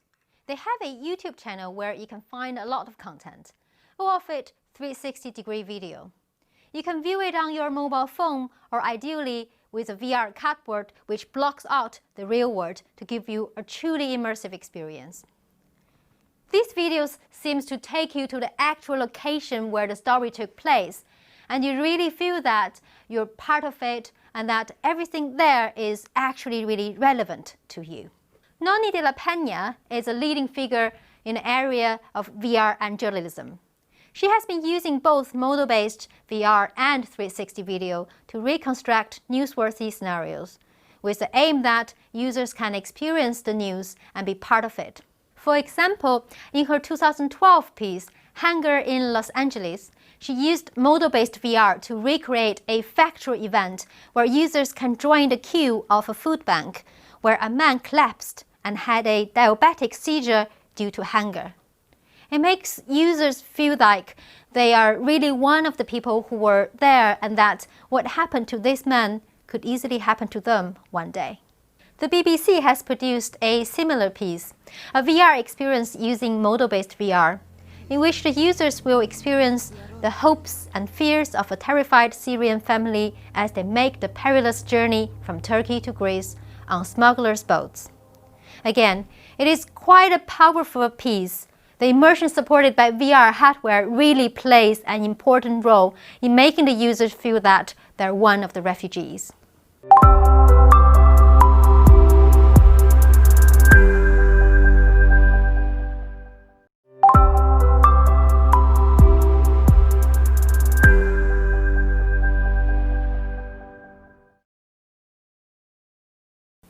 Another application area where VR is really useful is scientific data visualization. Scientific data visualization, as opposed to information visualization, refers to the use of computer graphics for the analysis and representation of simulated or real data. Scientific data is captured or generated from scientific areas such as meteorology, biology, and medicine. For instance, a typical example would be a fMRI brain scan. A common feature of scientific data is that they're normally very high-dimensional. In other words, they are at least 3D, so they're best visualized in 3D rather than 2D. VR enables users to view and interact with this data in the 3D space. This is very useful in terms of education and training, as students would be able to really understand and remember data from an immersive and interactive experience, more easily than from text description or 2D pictures. Scientists could also benefit from being able to visualize and interact with data in VR, as it would help them to fully comprehend its three-dimensional nature. It could also make it a lot easier for doctors to communicate with their patients about their scan results and surgical plans. I experienced one of these applications at IEEE VR 2017 in Los Angeles, USA. It was developed by Dr. Taylor Ard from the University of Southern California and gave the users the ability to visualize their own brain. And this is your MRI data. And you can put this data in any of the 4 sockets. And as you do, it will create a new visualization in the center of the room. Right. So you go ahead and put it in that volumetric socket on your right there. Now turn around. Here we go. You're Wow. right in the middle of it. So take a step backwards. Hold down the trigger button on your controller and punch all the way through it. So walk up to it. Yep, there you go. Wow, So so you- I'm having a slice of my brain. Yes.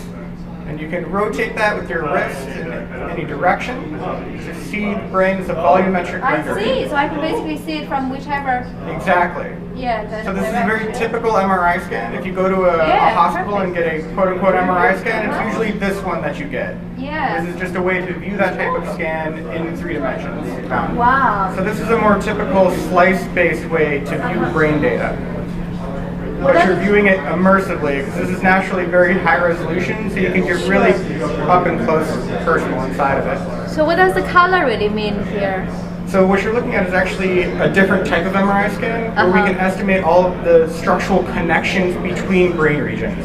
So red represents connections that are going left to right, green is connections that are going front to back, and blue is connections that are going up and down.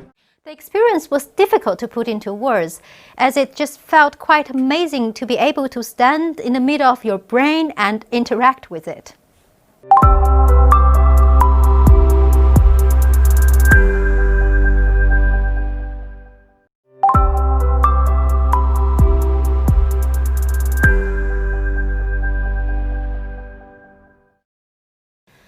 Virtual reality can be used in medical training in many different ways. In this video, we look at some of the applications in this area. First, VR can be used in immersive learning. Medical students can experience a surgical room through a 360-degree video, which captures real operations and can be viewed on mobile VR devices.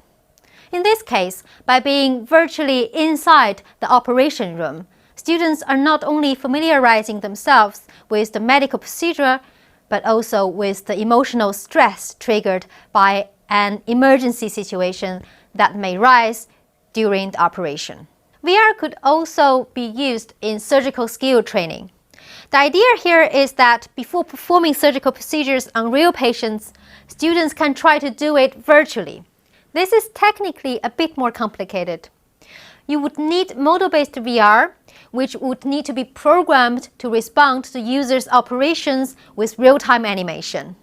Another issue is that in order for students to really learn how to operate with their hands, we would need very high-end VR interaction devices, which not only track the position and rotation with high precision, but could also provide realistic force feedback. This certainly goes beyond the capacity of any device you can find in the consumer market. Finally, VR can help medical doctors to improve their social skills, especially when it comes to dealing with patients who are very demanding, very emotional, or who have mental health issues that need to be dealt with sensitively. We developed an application for this in 2015, where we recruited several doctors and trainee doctors to go through a virtual consultation with virtual patients. The scenario had to be very interactive in a realistic way, so it was implemented with model-based VR. We animated and programmed some virtual patients to interact with the doctors verbally and non-verbally. But this was not entirely autonomous. We had a trained experimenter sitting in the same room to monitor the situation, and they would select what the virtual patients did next. We found that qualified doctors were more likely to be able to resist unreasonable demands from the virtual patients than less experienced trainee doctors were. We'll explain the technical detail of this later in the specialization, but let's watch the following video first.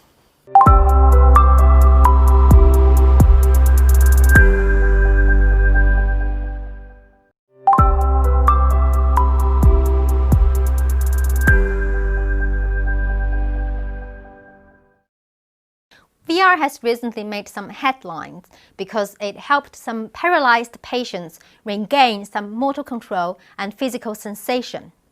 Basically, those patients were asked to visualize moving their legs and then learned to use their brain signals as a form of input to control their avatar in VR.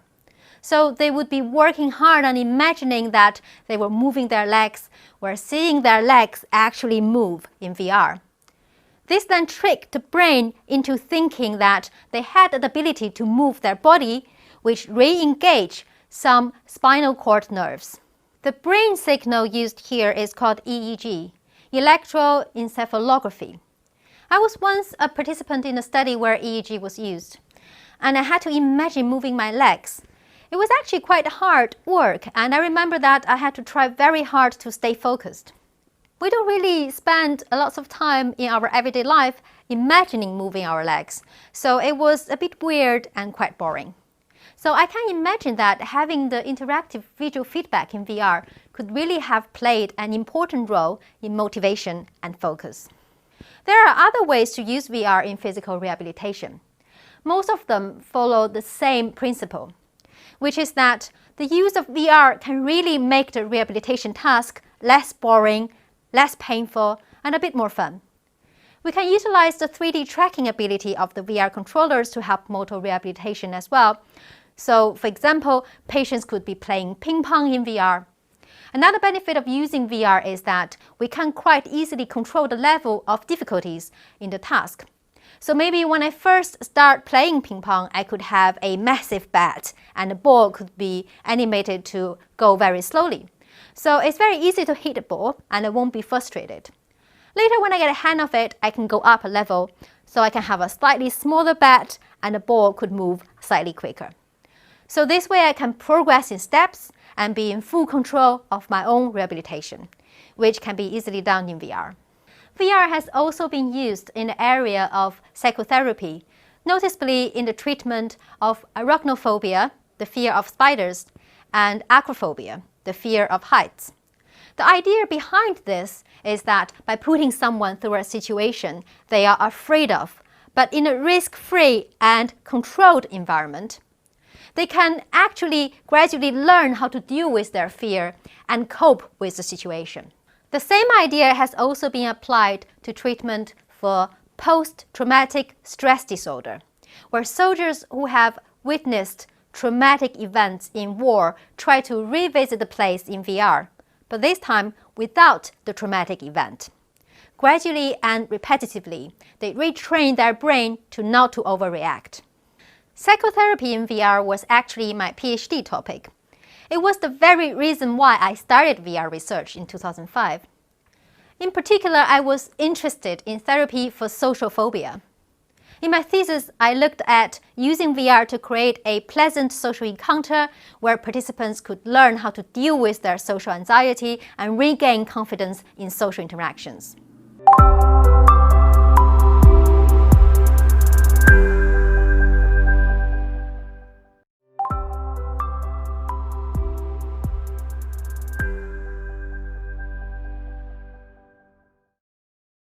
Hi, welcome to week 3. This is a very special week because together with me, I have Professor Mel Slater, a real pioneer in VR research. And Mel was actually the very person who brought me into this area. So Mel, would you like to introduce yourself, please? Hi, thanks Sylvia. Yes, my name is Mel Slater. I'm a research professor at the University of Barcelona, supported by ICREA, which is the Catalan Research Foundation. And also I was a professor at University College London in virtual environment since 1997. I first started in virtual reality in 1991 at Queen Mary College, where we had probably one of the first ever systems for virtual reality in the UK and actually in Europe. So this is when I started in virtual reality. Great. So this week, Mel and I will be talking about a unique aspect in VR, often referred to as presence, basically the wow feeling supported by VR hardware. We'll show you how VR could change not only where you are, but who you are.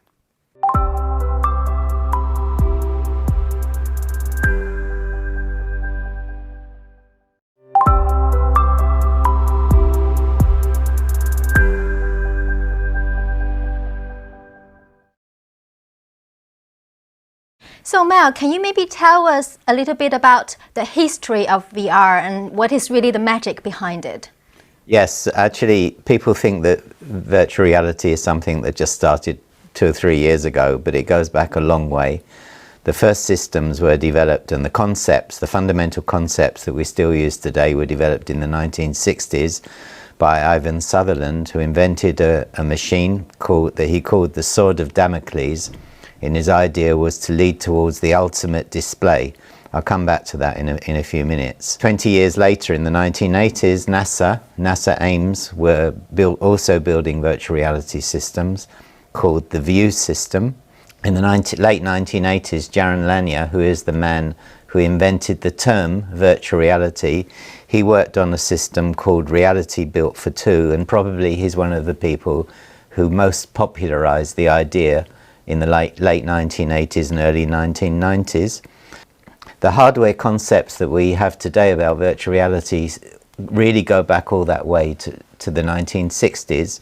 Basically, what the hardware involves is some way of replacing our sensory apparatus by computer-generated sensory apparatus.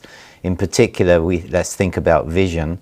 So the idea of the Sword of Damocles, the original head-mounted display developed by Ivan Sutherland, was that you had 2 eyepieces, which were essentially, think of them as computer displays that you saw through small lenses, and there was a big contraption that was hanging off the ceiling which did mechanical tracking of your head movements. So these eyepieces had computer displays on them, very small computer displays that you saw through lenses. But as you moved your head around, so the scene you saw was updated based on the mechanical tracking. So if I turned my head over here, what you saw inside this sword of Damocles head-mounted display would similarly update. You'd see a different part of the scene, just like in real life as I turn my head around, so I see different parts of the real scene. Now, why two eyepieces? One for the left eye, one for the right eye, and each one had projected onto it, or each one rather displayed the vision appropriate for that eye. So the left eye saw only a left eye view, the right eye only a right eye view, and the brain fuses those together, just like in real life, into one overall three-dimensional stereo image. So not only does what you see change according to your head movements, but what you see is also in stereo. So it gives you a very strong illusion that you're in the place which is being displayed by the computer screens. And let's remember that in the 1960s, the kind of computer graphics displays they had then were much simpler than what we have now. Now we have full color displays with solid colors, and it looks very realistic. All they had in the 1960s were green lines. So if I was in a room, a virtual room depicted in this 1960s displays, it would just be a set of green lines mapping out the edges of the room and the objects in it and so on. Yet nevertheless, even at that time, even with that kind of display, Ivan Sutherland reported that people had this strong sense of what we now call presence, this sense of being in the world described by the computer displays. So the fundamental, you asked about the magic, the fundamental magic is that the computer displays, because they're tied to your sensory apparatus very closely, you move your head and the image changes, you see in stereo, they give you the illusion that you're in the place depicted by the virtual reality rather than in the real world where of course you really are. So this is part of the magic, this wow factor that Sylvia mentioned earlier.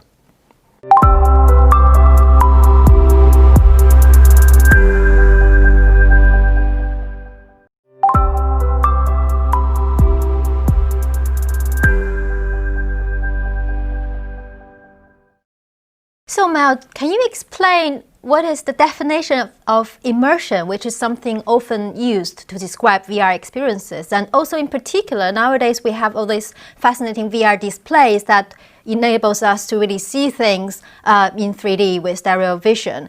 But how does other aspect of VR which enable us to interact with it, and how does that link back to the concept of immersion? Okay, so I'm going to talk about an ideal system rather than the systems that we have today. So in an ideal system, it would display in all sensory systems. So what I mean by that, of course, we're most familiar with vision, but of course there's also sound, which is pretty feasible. But even if you think about sound, there's many different ways that sound itself can be portrayed. So it could just be sound not coming from any particular direction. It could be spatialized sound, so that when in virtual reality an event is happening over there, I hear it from over there. Or it could represent how sound is reflecting through an environment of a particular room, so it's properly modeled sound. So just as with vision, there's many different levels of vision that you could have, from very simple to realistic simulation of how light flows in an environment. So the same is true of sound, but all of these things, more or less, they exist pretty well today. So there's also haptics. Haptics is two aspects: the sense of touch. When you touch something, you feel it, and different surfaces have different feelings. And the other aspect of haptics is force feedback. If something touches you or pushes you, you feel the force. So a true ultimate virtual reality system would support both of those. And today it does to some extent. So for example, there are haptic devices where you can feel particular kinds of touch feedback, and there are haptic devices, quite complicated ones, where you can feel force feedback. But unlike vision, so one visual display device can represent any kind of visual input. For haptics, it's not like that. For each kind of haptics, there's a special device. So you can have a really good device that gives you the feeling of pushing a needle through flesh, for example, if you're using it for for training in surgery, or you can have a haptic device where you're touching materials and it feels realistic, but there's no generalized haptic device in the sense of, in real life I can be walking along and my elbow happens to brush against the wall and I feel it. There's no generalized haptic device yet in virtual reality which makes this possible, and there's certainly no force feedback device that, for example, if a virtual character in virtual reality pushes my shoulder, I'm typically never going to feel it because there's no device that, there's certainly no general device that does that.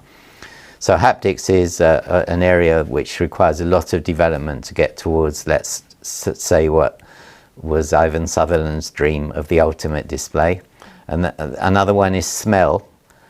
So of course there again are particular systems that can deliver smell in virtual reality, but there's again no generalized smell system.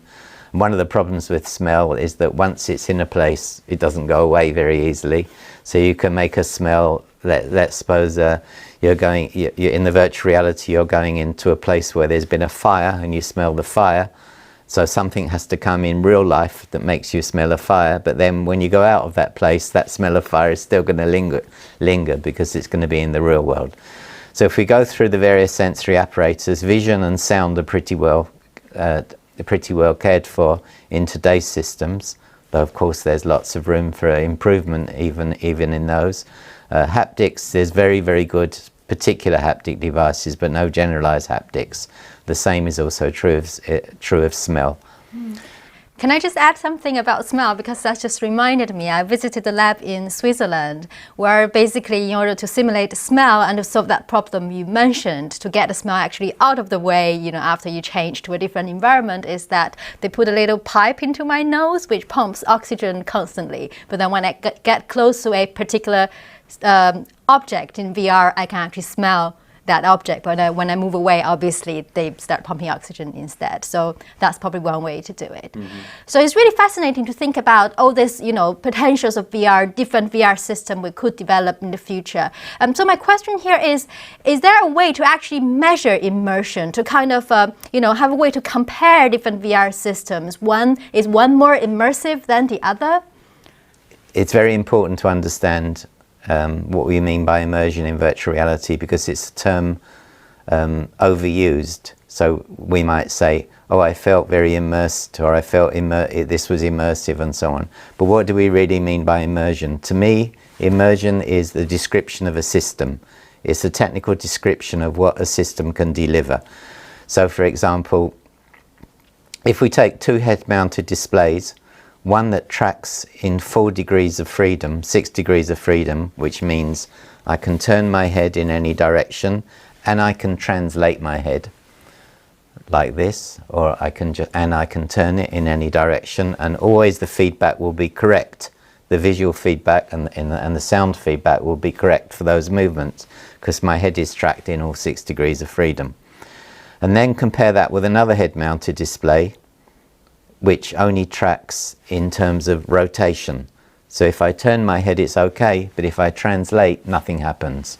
So these are two different types of immersion, and I would say the way I think about it is the first one that tracks in 6 degrees of freedom is more immersive. I mean immersive in this technical sense, because you can use the first one to simulate the second, because the second is a subset of the first. The second one, where you can only track rotations but not translations, is a subset of the one where you can track in all 6 degrees of freedom. And this is actually really important because it gives you qualitatively different experiences and different information. Because if I go like this and nothing happens, well, actually two things will happen. One is I'm likely to get quite sick because I'm moving my head but the world is not updating, or my visual display is not updating accordingly. And second, it means, well, I can't look close at an object, I can't look further away at an object, I can't look behind an object by moving my head. So and this is something very real. For example, in today's head-mounted displays, typically the ones based on phones where you slot your smartphone into a casing, they only have the rotational kind of head tracking because they're based on the inertial system of the phone. Whereas a head-mounted display, which is a head-mounted display in itself, not just a phone, typically they have the full 6 degrees of freedom tracking. So if we generalize this idea, I would say one system is more immersive than another if the first can be used to simulate the second.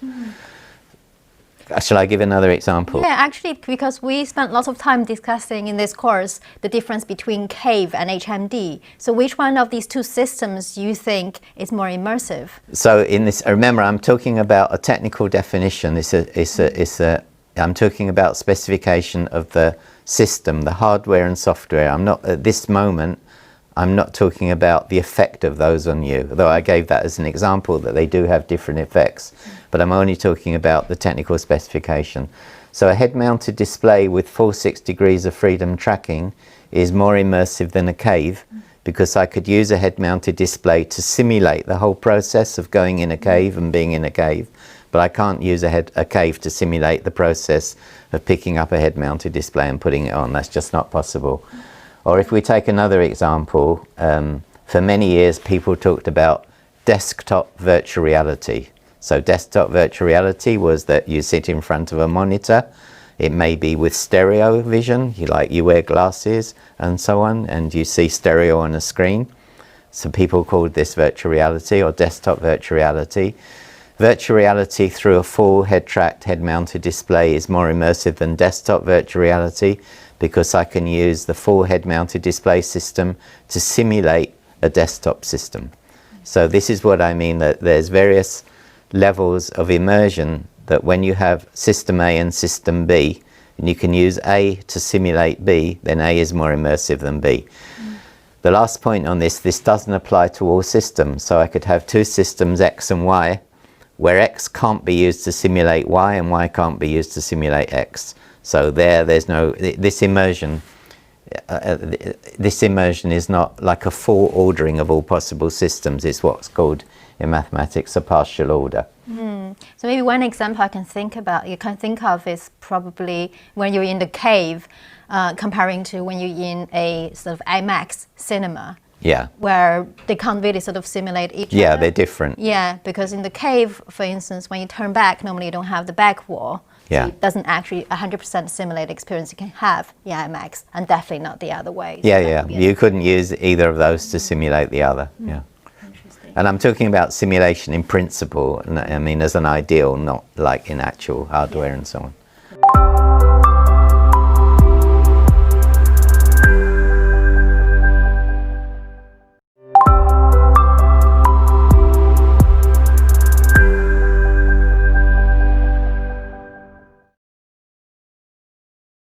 So Mel, I remember at some point during my PhD, you mentioned the concept of sensory motor contingency. And that's really, for me, the point that a lot of the things in VR started to make sense. So maybe we should talk about the definition of this and how it actually works in real life.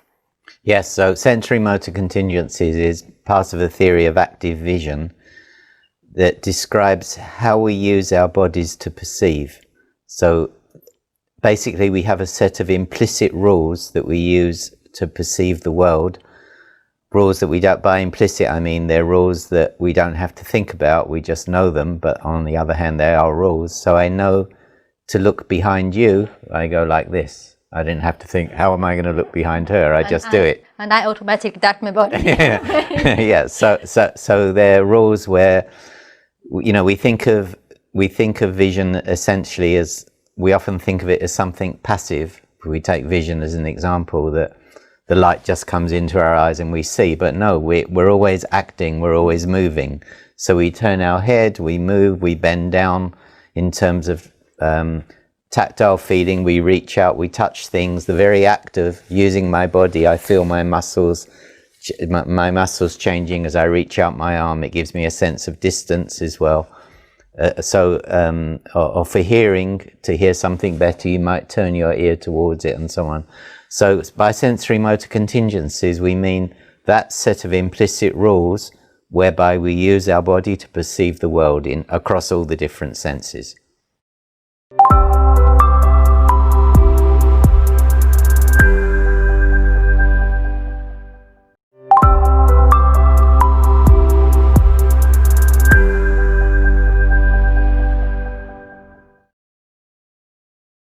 So before we talked about the concept of immersion as being the affordances that the system gives you, but very important in that is what affordances does the system give you for perception.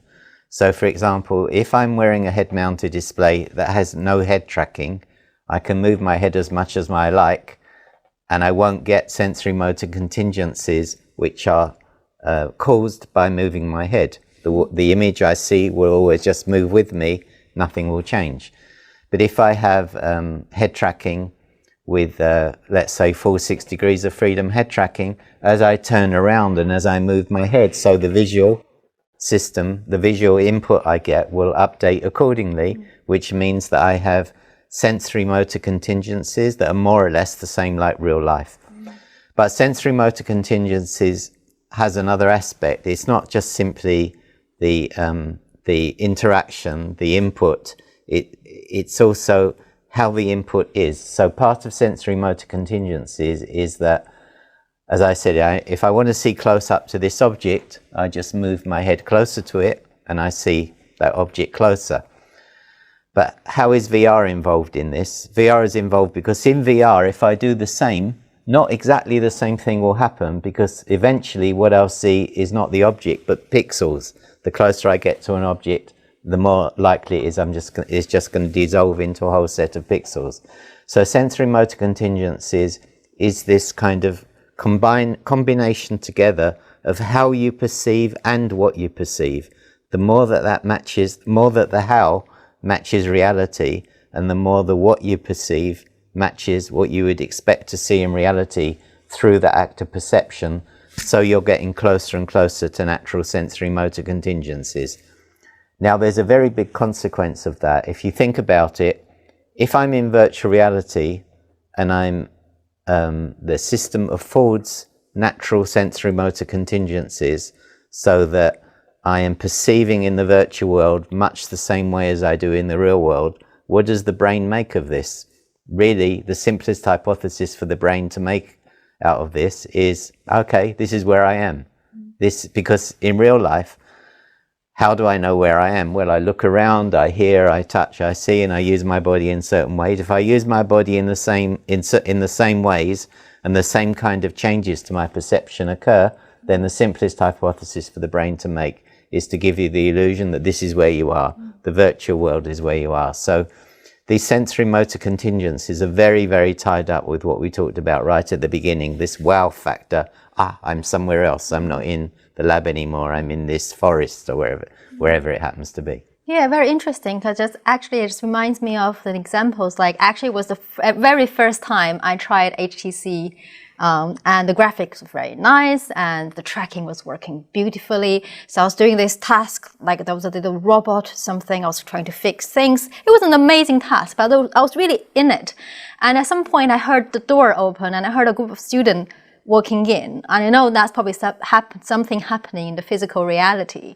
And you know, I'm a lecturer, and normally when students come into the room, I behave myself a little bit. But for some reason at that moment, I just consciously, I just decided I don't care about these students. I just want to try to duck my body away from this thing that's going to fall on me. I didn't care how ridiculous I, may have looked in front of students, which is amazing, because definitely when I have that head-mounted display off, I was like, okay, that was embarrassing what I did.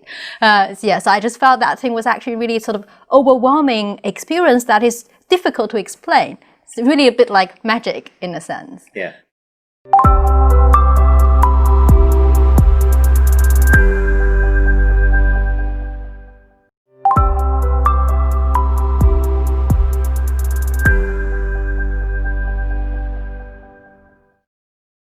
Why do we need presence or feeling of immersion in VR at all? Why is this useful? Well, the answer is you don't. It just depends on what it is you're trying to do. So, for example, I watch a lot of movies, and movies are really good, and they arouse your emotions, and they present something in a different way. They give you ways to think about something that you haven't experienced in any other way, and they're a fantastic form.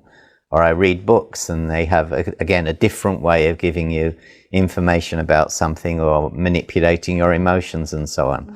But something they don't give you, which virtual reality does give you is, I'm part of this, I'm there, I'm in it. So let's take an example. One of the biggest uses of virtual reality in the past 25 years has been in the area of clinical psychology.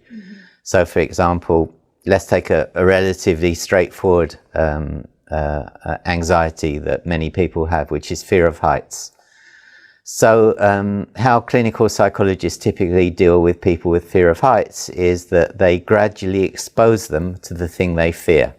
So they might start off showing you a picture of a height and then put you on a little height and then a bit more height and a bit more height. And ultimately, over many, many sessions, gradually you learn to control your anxiety in greater and greater heights. And this method works. There's other methods, but they all involve this kind of exposure aspect.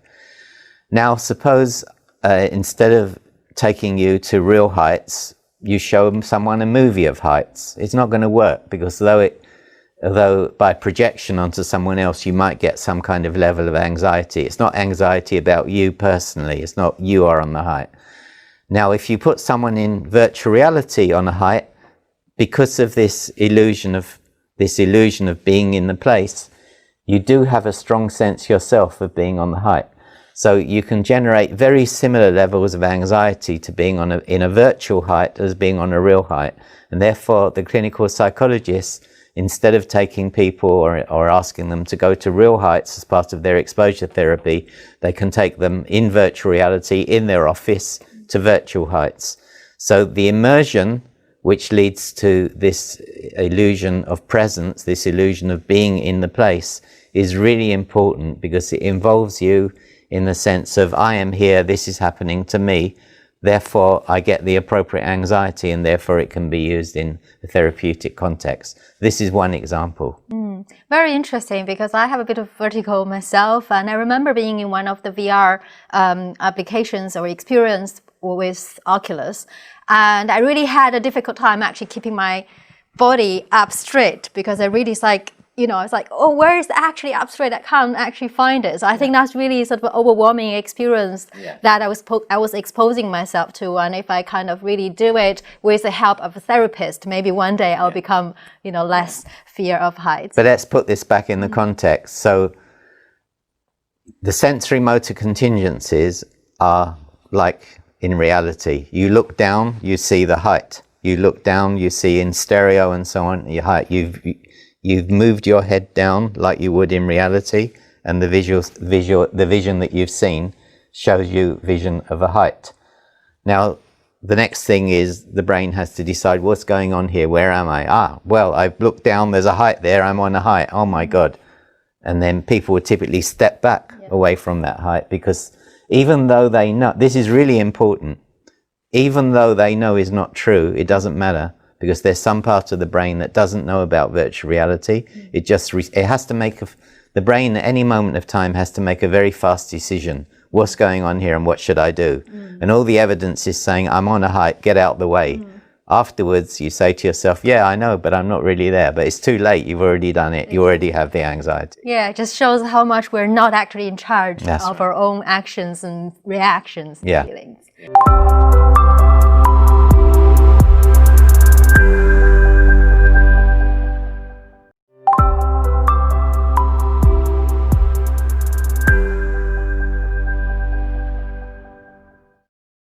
You described VR using these 3 illusions, which was something we will discuss later this week as well. But here, would you like to just briefly tell us about the 3 illusions that you have been using to describe VR?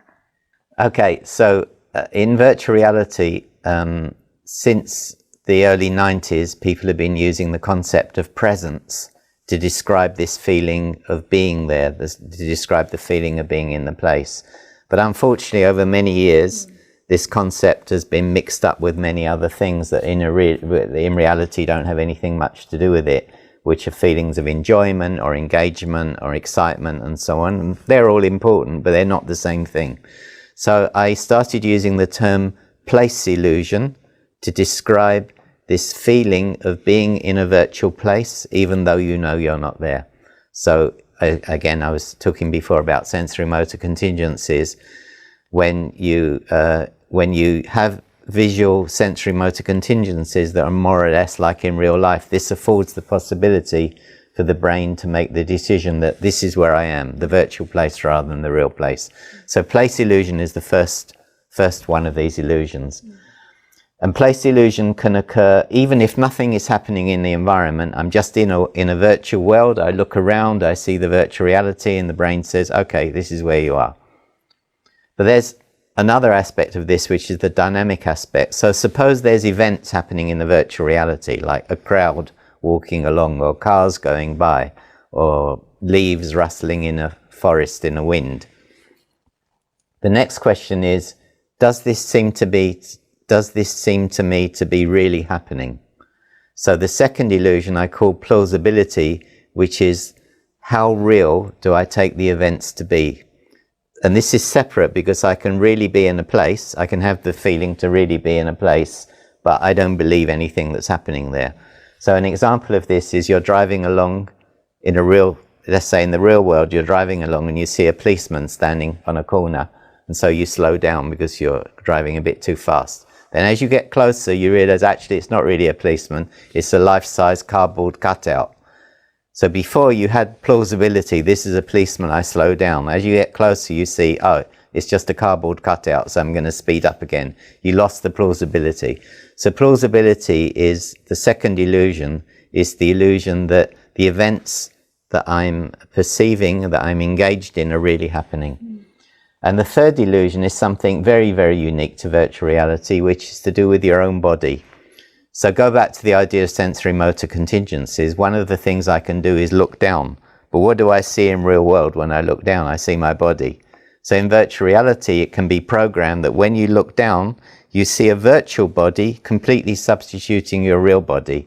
And this can give rise to a third illusion, which is the illusion of body ownership, the illusion that that virtual body is your body. And as we'll discuss in another time, how the form of that body is, the shape and size and look of that body is, can have quite big consequences for your own attitudes, behaviors, and so on. So the three illusions are place illusion, I'm here; plausibility illusion, what's happening is really happening; and body ownership illusion, this is my body. Very interesting. I think this is probably a perfect ending point for the first part of immersion.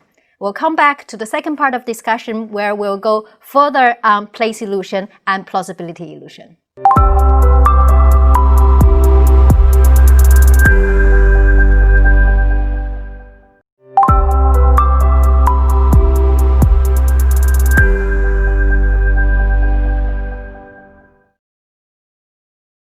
So can you explain with more detail of what place illusion is, maybe with some examples, so we can really understand the concept? Yes, so place illusion is the illusion of being in a place even though you know you're not there. So this is a very critical aspect of it, the second part. In real life, in everyday life, as you walk around, you're of course always in a place, and you don't go around saying to yourself, wow, I'm in a place. You're just there, that's it. The only time you ever might make that comment is when you're in a place that's exciting to you for some reason, like you've gone to the Taj Mahal and say, wow, I can't believe I'm here. But there you're talking about more that you're lucky that you're witnessing such an interesting thing. But you're not marveling at the fact that you're in a place because you're always in a place. But in virtual reality, where the marvel is I'm here, for example, in this room, I put on a head-mounted display, and now I'm in the Taj Mahal. This is the wow factor, the factor that gives me the illusion that I'm in a place which is different from where I really am. So place illusion is the strong illusion of being in the virtual place even though you know you're not there. And so some examples which are used, have been used a lot in many different applications. Let's take some from our own work. So why is this important to be able to have this? So one of the things we're interested in is applications of virtual reality in the area of social psychology. One of the interesting things about social psychology, a very interesting topic, is called the bystander problem.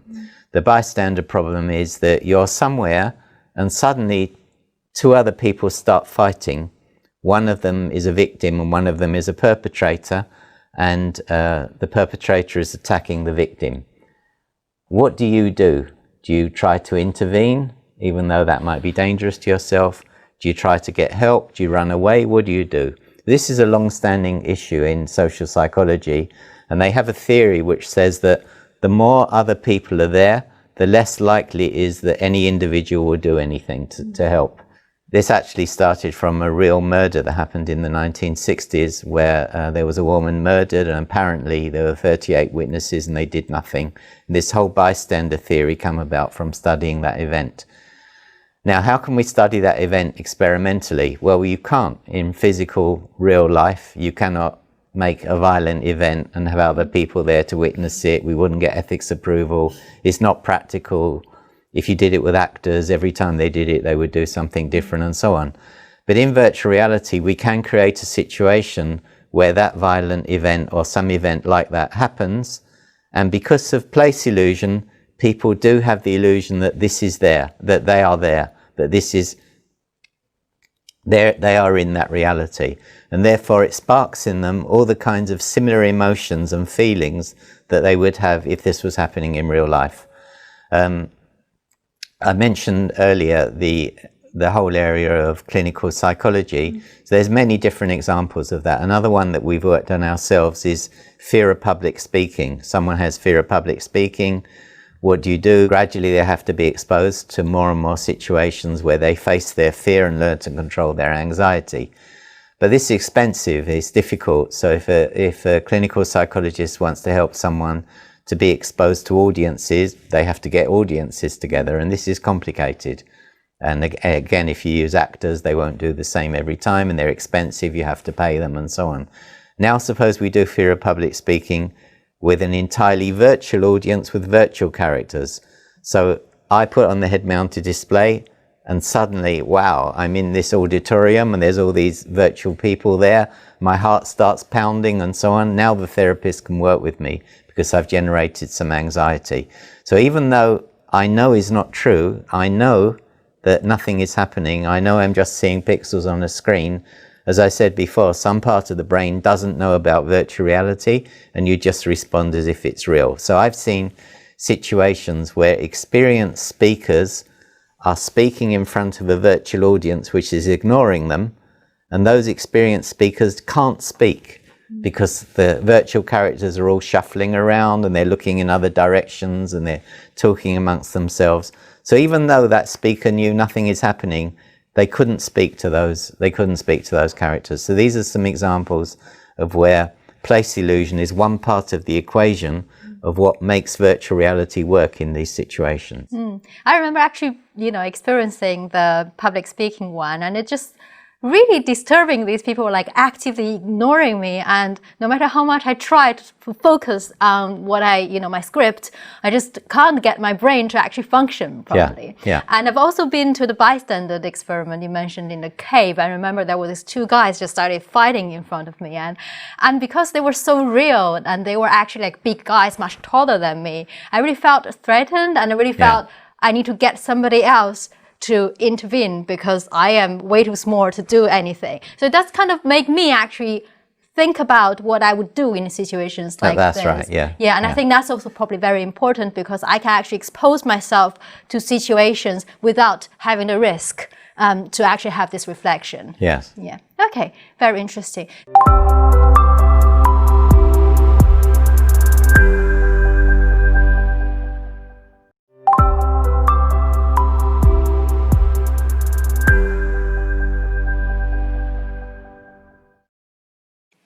So we talked about immersion just now earlier, but how does place illusion and immersion work with each other? Are they the same thing, or are they really different from each other? Okay, so immersion, remember, is a description of what the system offers. It's really to do with the technology.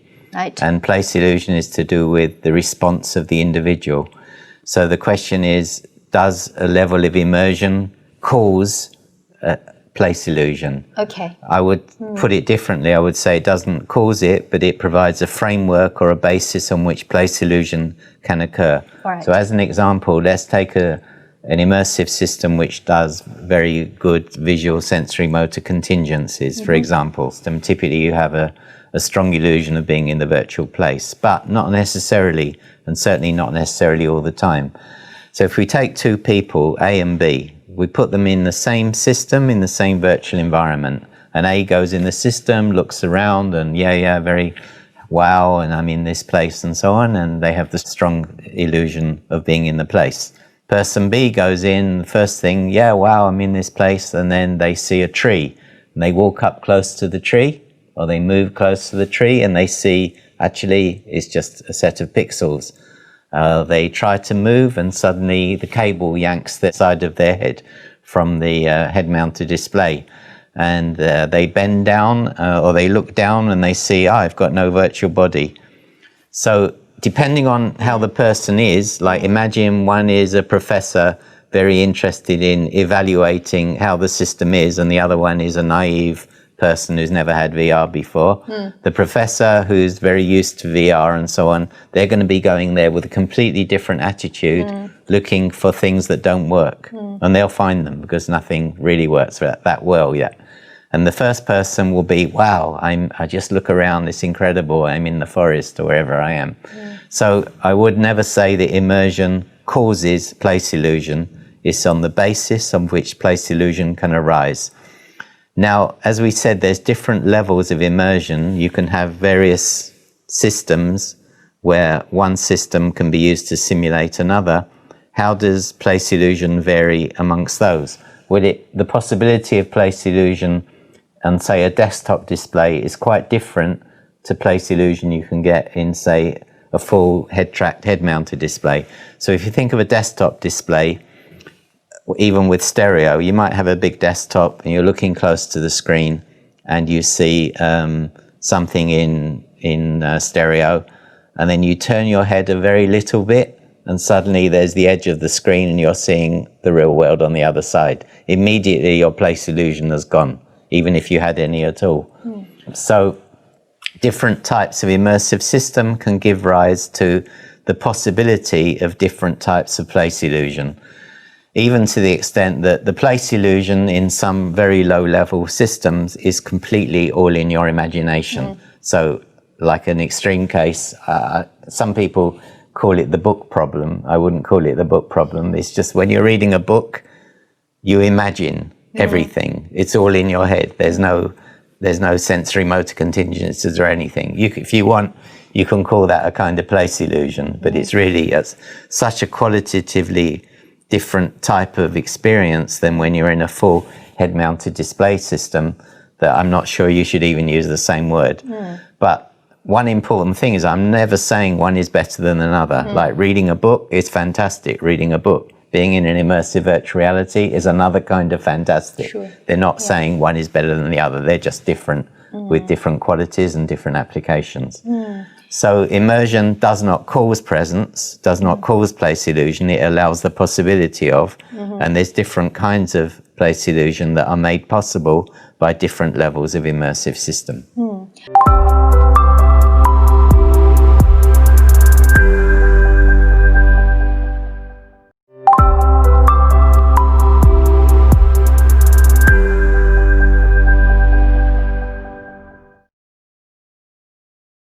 So how about the second important illusion, plausibility illusion? Can you maybe give us a bit more detailed definition of that? Yeah, so plausibility illusion is the illusion, not that you're in the place, but that what's happening is really happening.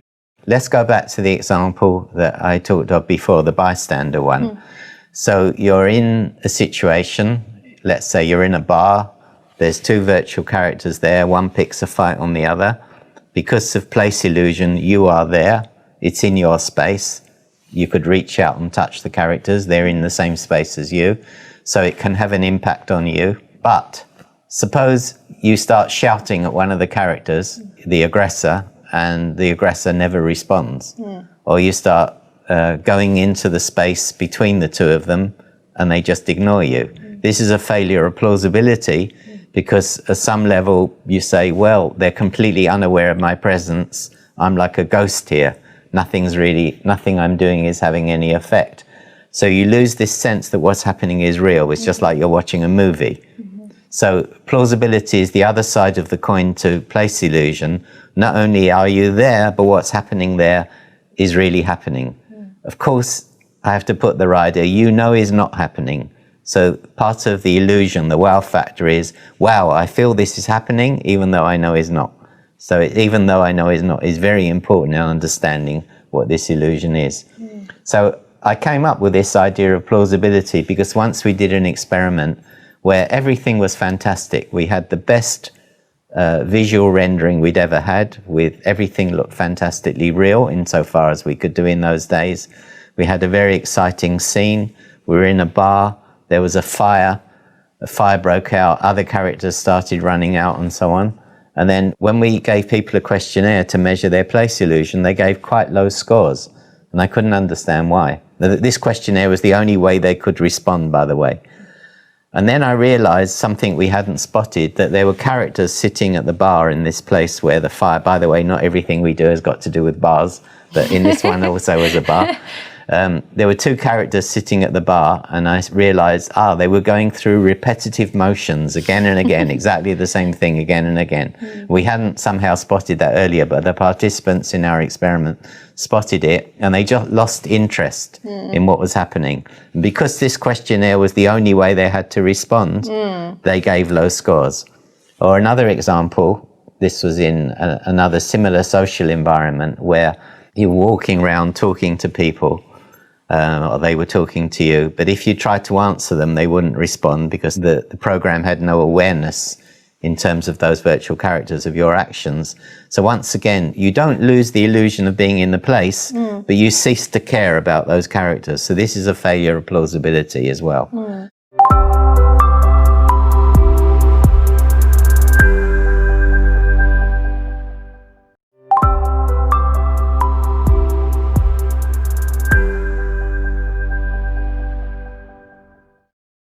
There are three contributors to the place illusion, the illusion that the events are happening for real, the events are really happening.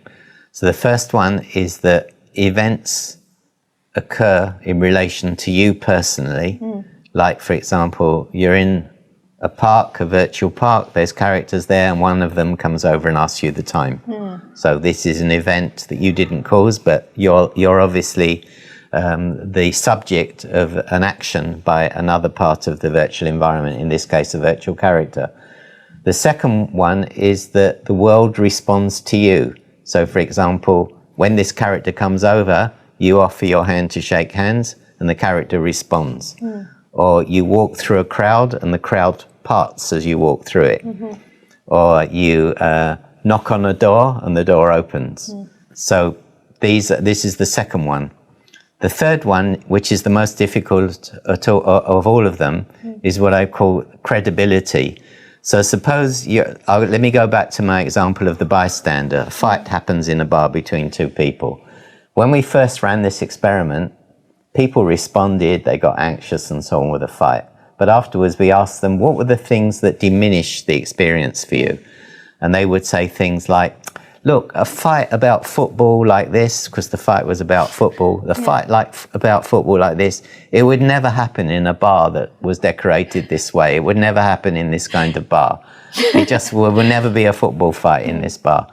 And so this is an example of credibility, that when you're trying to simulate something which is supposed to be a representation of something that could happen in real life, then you better have done your homework and find out what people's expectations are. So when we did that experiment again, we had football trophies around the bar, we had pictures of the teams and all this kind of stuff, and then that issue never came up again. So the third one is that when you're depicting something that could be happening in reality, then it better conform to that. Another example is one actually in which you were involved, where we were giving doctors an issue of dealing with patients who are demanding antibiotics.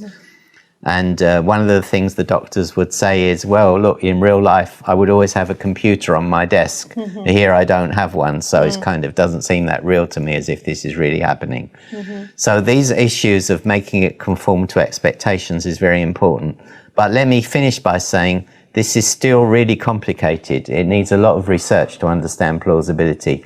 It's much more complicated than place illusion.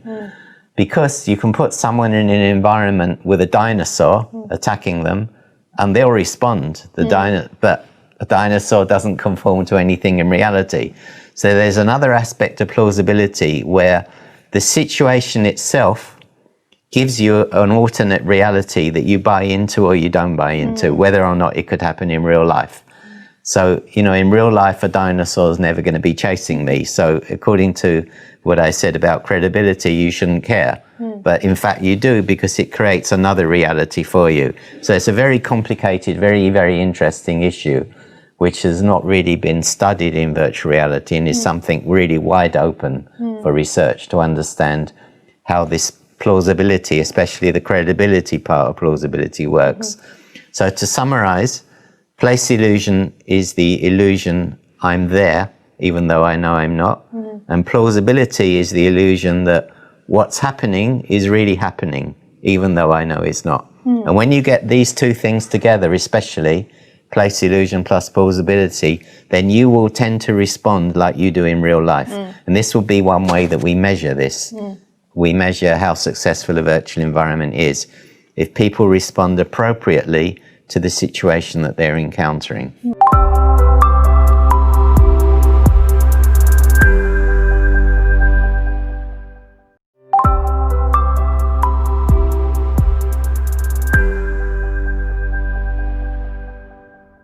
So break of presence. Break of presence, actually it goes back to an example I said before, where you have the two people in the same virtual environment, and one of them just looks around and wow, and that's it. And the other one is all the time doing things, exploring in detail, looking close at objects and this kind of thing. And every time something happens, like they look close at an object and they just see pixels, they have a temporary break in presence. But it's temporary. So one thing we found is that when you have a break in place illusion, so imagine place illusion is on a graph and it's high, high, and then you have a break and it dives, it goes low, and then it will reform again, because place illusion is dependent on sensory motor contingencies. And because the sensory motor contingencies are always there, there's glitches. The glitches cause temporary breaks, but it comes back again. So actually, once we used, well, several times we've used how many breaks in presence people have as a way of measuring the overall level of place illusion or presence in the environment. So place illusion, because it's perceptual and because it relies on sensory motor contingencies, because they're always, the sensory motor contingencies are given by the system, by the level of immersion, they don't change. So when place illusion breaks, it comes back again. But when plausibility breaks, typically it doesn't come back again. So once you're interacting with a virtual character and you realize that virtual character is doing repetitive motions and has no knowledge of you, you just lose interest and you walk away. So you lose plausibility, it never comes back. But place illusion, it does come back. And it's because plausibility is more cognitive and place illusion is more perceptual.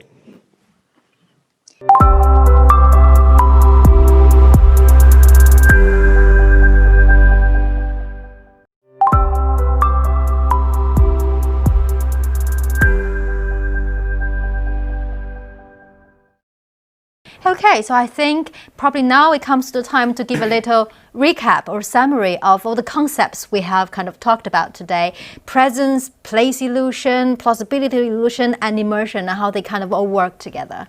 So let's start from immersion. Immersion is the system, it's the basis, it's the base on which everything is built. So immersion is a way to describe the system. It's got nothing to do with people's, in itself, it's not describing people's responses, it's describing the system. Then place illusion is one type of response to the system that depends particularly on the sensory motor contingencies, which is how you can use your body to perceive within that virtual environment, which is afforded wholly afforded by what the system hardware and software provides. How you perceive using natural sensory motor contingencies to the extent that you do, you'll tend to have this illusion that you're in the place depicted by the virtual environment. And the third illusion, again, it's on the basis of immersion because it depends on the programming. It relates to events. So you can have place illusion in a static environment where nothing is happening, but plausibility refers to the events that are happening, and it's the illusion that these events are actually happening. And with both of them, with place illusion and plausibility illusion, you have to add the rider, even though you know is not true. Because if you really thought it was true, it's reality, it's your reality. There's nothing to be surprised at. I'm not surprised, well, I may be surprised I'm sitting in this room, but it's not the surprise I have of being in a place. It's the surprise, like, why are people listening to me, and why is these cameras pointing, and why are you asking me these questions? But it's not the surprise of being in a place. So the wow factor from virtual reality comes from, I'm in a place that I know I'm not really in. Events are happening and I'm responding to them, even though I know they're not really happening. So this is the really interesting aspect of it.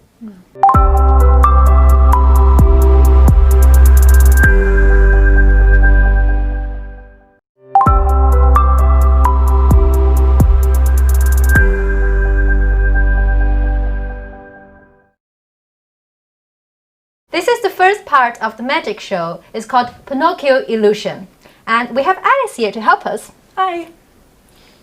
You ready? Yes, so I'm going to introduce the Pinocchio illusion. This was reviewed in a very famous paper by James Lackner in 1988, who reviewed a whole number of different proprioceptive and multisensory illusions. So for the Pinocchio illusion, I'm going to first ask our two helpers here to turn and face this direction. And in this illusion, Sylvia is only needed for her nose, and the real subject of the experiment is Alice. And Alice is going to experience how easy it is for people to experience a change in the sensation of part of their body. So first of all, Alice, I'm going to ask you to use your left hand and reach out and try to find Sylvia's nose. Okay, and hold your hand there. And in the course of this illusion, I'm going to ask you to close your eyes, and I'm going to touch your nose and I'm going to touch your finger. Is that okay with you? That's absolutely fine. So then concentrate on the feeling you get, and when you start to feel something unusual, just say what you feel. Okay. Okay, so I'm going to make sure that your left hand is not touching any other part of Sylvia other than her nose. Okay?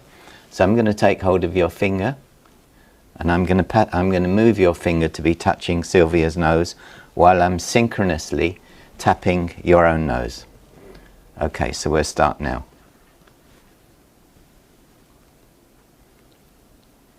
And the tapping I'm doing is quite irregular. It shouldn't be something predictable. It feels like my nose is really long. Can you describe that a bit more? It feels like my left hand is tapping my own nose, so it feels like the end of my nose is really far away. Okay, so let me explain what's happening. So Alice was feeling on her fingertip and nose, while synchronously feeling on her real nose my tapping. So the brain has a contradiction to resolve, which is, how comes my hand is out there and it feels like I'm tapping a nose, and at the same time my nose is feeling tapped? The brain doesn't like contradictions, it likes solutions, and the solution it comes up with, okay, so my nose is really that long, and that's as simple as it is.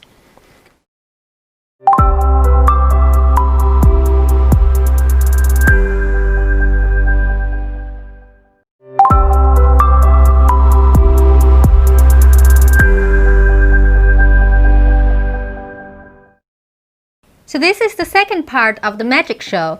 It's called the rubber hand illusion. But we don't have a rubber hand here, so we'll be using my hand instead. So this rubber hand illusion was first written about in a one-page paper by Botnovic and Cohen in Nature, 1998. In this illusion, as before, Alice is going to be our subject, and Sylvia is only needed for her hand. So first of all, Alice, I'm going to ask you to put your right hand behind this screen so that you can't see it. And Sylvia, put your hand in a position as if it could be Alice's hand. Okay? And at the moment, Alice, are you sure which hand is yours? Not completely. Okay. It feels, I know that that's my hand, but I'm starting to think that it should be there. Okay, let me add to that by covering this over here so that you can just see the hand poking out. Now, how does it feel? It's even more confusing. Yeah, so this is one of the illustrations of how quickly the brain can give you the illusion that your body has changed. Obviously, this is Sylvia's hand, not Alice's, but because it's in a plausible position, already she has the kind of feeling that this is her hand, even though she knows it's not. So I'm going to ask permission to touch your hand and yours, and I'm going to synchronously tap both hands so that Alice will see Sylvia's hand being tapped, and she will feel her own hand being tapped synchronously. So I'm going to start that now, and pay attention to any feelings that you get. It feels as this is my hand, because I can feel the tapping, and although I'm just sort of forgetting that my actual hand is behind the screen. As before, I'm tapping quite irregularly, and I'm making sure that the taps are synchronous and also in the same place on both hands. If I was doing the tapping asynchronous, which I won't do yet, then the illusion diminishes. So normally, if this would be a rubber hand, one of the ways that you show that this works is to put a knife into the rubber hand, and typically the subject would withdraw her hand very fast.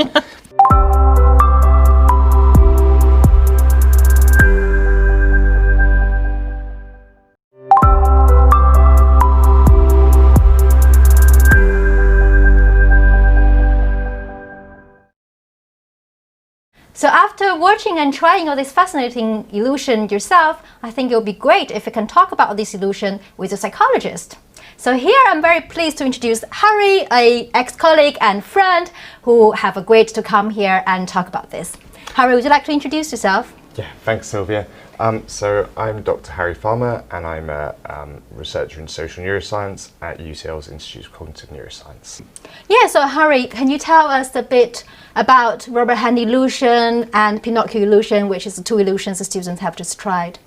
Yeah, sure. So I guess a nice way to think about how these illusions actually work in terms of how this match between what we see and what we feel on our skin creates this sense of owning the body is to think of it in a framework where the brain is constantly trying to predict the sensory stimuli that's coming in and work out what's going on in the real world. The brain doesn't actually have access to knowing what's part of our bodies or not by some sort of internal thing. It can only rely on the signals it's getting from the different senses. And how these illusions work is basically that you match up the incoming tactile sensations from the paintbrush on the skin with the visual sensations that are coming from your eyes. And normally in the real world, that's going to be a pretty good indicator of what's part of me and what isn't. So, you know, if I can feel something and I can see a hand being touched that's also feeling that, that's probably my hand, right? So in these illusions, what we do is create this very special situation in which, even though those two things are matching up, the objects being touched are totally different. So the touch I'm feeling on my hand is obviously on my real hand, but the touch I'm seeing is on the rubber hand in front of me. So here we create this sort of weird correlation in the signals coming into the brain, and to use a kind of loose phrasing, the brain essentially takes in all this information and decides that the most sensible way this could be working in the world is for this hand you're seeing to definitely be part of your body. So we have a kind of vision overrides the other senses such as proprioception and where your hand is in space, and fixates that this new hand is part of your body. And once you've done that, you get various interesting effects where this new prediction or model of the world where this hand is part of our body starts to change our other senses and how we process that information. So one of the biggest measures or most effective sort of behavioral measures of the illusion for the rubber hand is the feeling of proprioceptive drift. So proprioception is the sense of where our body is in space. So I can close my eyes but I know my hand's right here. Yeah, I don't have to see it. I can just kind of feel where it is from the position of all my muscles and joints. Proprioceptive driftness in the illusion is basically you, at the start of the illusion, before the stroking has happened, you get people you cover up both the rubber hand and their real hand and ask them to just point to where they think their real hand is or guess on a ruler. And if you then do the illusion with synchronous stroking, so that hopefully they will feel like the hand's part of their body, and then you ask them again where they think their hand is. So if their hand's here, the rubber hand's here, you'll get a shift in where they think their hand is to normally somewhere in the middle. So this sort of visual signal and this processing of the rubber hand as part of our body then changes how we perceive our real hand's location in space in an entirely different sensory modality. Right, so it's really useful in terms of comparing, to try to understand our relationship with our own body and how does that then have implications in our self-confidence, our self-identity, and all these kind of attitude-related, more sort of higher level research problems. Yes. Say that. And also lower level things like how our different senses combine and what senses inform our sense of body ownership. So we can see here that there's vision, tactile sensation, but there's also stuff like proprioception, which is changed by the combination of vision and tactile perception. Yeah, and I guess one immediate application I can think about is to then use the answer we can gather from these kind of experiments to help people with certain kind of neurological disorders to understand, what could have gone wrong and how do we sort of help them to rehabilitate their abilities. Is that right? There's a lot of interest in this work for people who are designing prosthetics or so artificial limbs for people who have lost them. So as a psychologist, just using kind of physical prompts you have, can you do something else other than the rubber hand illusion or the Pinocchio illusion where we have the ownership illusion of somebody else's hands or nose? Is there any other body part we can let our participant to embody? So it seems like there definitely are. It seems like actually you could probably do it with pretty much any body part. So people have done rubber foot illusions, of course. legs. Probably the most interesting in terms of my research in social neuroscience and social cognition is what's called the effacement illusion. Right. So that's essentially, if we were doing it now, we'd sit here and you have to match up the cheeks, but we'd have like 2 paintbrushes or 2 little Q-tips, and we'd stroke each cheek in synchrony. It's not as strong as the rubber hand illusion. In that illusion, people would normally feel very strongly that this hand's part of your body, because faces are far more distinct, and we probably know what our own face looks like and then identify it far more easily, and we can identify our own hands. Interesting. So that's, lots of interesting things going on in psychology about this embodiment illusion. And now we have both you and Mel here. Maybe we can have a little discussion about, from your perspective, how do you think VR could kind of help in terms of embodiment illusion? So I think Mel's work has been really important in showing how far this VR can sort of be helpful in looking at body perception and embodiment and social factors as well. I guess one of the big things VR adds is that in these traditional illusions, you've still got this rubber hand and it sits on the table. So as soon as a person moves, that's totally broken or pretty quickly, and they will no longer feel like the hand's part of their body. Whereas in VR, using motion tracking, then you can really get a much fuller visual motor illusion where the person moves and they can see this body in the virtual world moving in sync with them and doing what they wanted to. And I think sending those kind of motor signals out there and motor commands and having the body respond to it generally probably creates a stronger illusion and a more adaptable one. Yes, it's basically, it gives you flexibility in the sense that you can make the virtual body or the virtual body parts do whatever you want. So you can program them to move with a person or not move with a person, to move synchronously, asynchronously. The person can move their right arm and the left virtual arm might move. Many different things that are possible but very difficult to do and clumsy to do with physical props. Yeah. Okay, so we'll talk more about VR and embodiment illusion in the rest of the couple of video clips. But for now, thanks very much, Harry. Thank you. Really nice to see you Thanks, today. nice to see you. Thanks, Mel.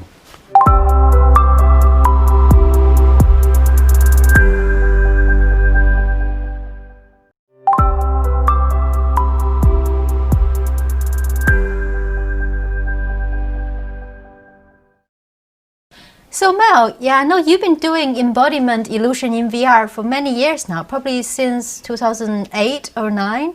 Maybe you can tell us about what got you really started in this area. Yes, so actually it was earlier, in around about 2004 or 2005. I read a paper by Armel and Ramachandran, who described an experiment where they used the rubber hand illusion, and just as we did in the demonstration before, at the end of doing the rubber hand illusion, they attacked the rubber hand, and what they showed is that when you have synchronous visual tactile information, so you're tapping the rubber hand at the same speed and place as you are the real hand, that under those conditions, when you attack the rubber hand with a knife, people's arousal goes up significantly, means their skin conductance, the sweat level in their body, goes up at the moment you try to attack with a knife. And if you have asynchronous stimulation, where you're tapping the rubber hand and the real hand at different speeds and different places, then the amount of arousal is much less. And I got very interested in this from a virtual reality point of view, because this feeling of having an illusion about your body is kind of similar to what we were talking about before, which is the illusion of presence, the illusion of being in a place. It's another kind of illusion, it's not the same, but it's a similar kind, in the similar domain. So I got very interested in this. And then in 2005-06, I think it was, that I spent a year at the Institute of Neuroscience in Alicante with Dr. Mavi Sanchez Vives, where we set up a virtual reality lab there, and we implemented the rubber hand illusion in virtual reality. So in other words, instead of seeing a rubber hand on the table in front of you, you saw a virtual arm coming out of your body, and then we used the virtual reality wand, which is a device which is tracked. So the wand was tapping your real hand, and what you saw in virtual reality was a virtual ball tapping your virtual hand, synchronously or asynchronously. We could program it either way. And what we found, and this was published as a paper a bit later, what we found is that basically you get exactly the same results as Armel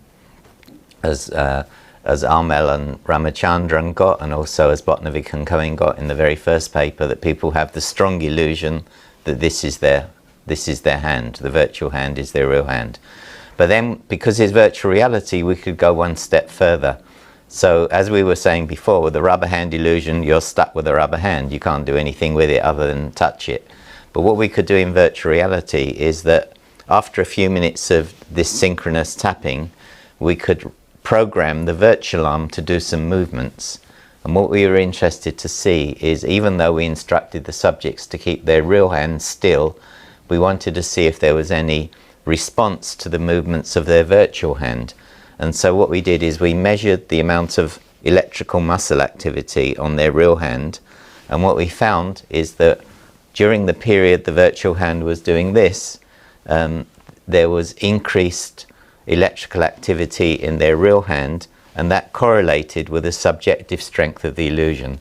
So the more they had the illusion that the virtual arm was their arm, the more that they would move when the virtual arm itself would move, even though their real arm didn't move.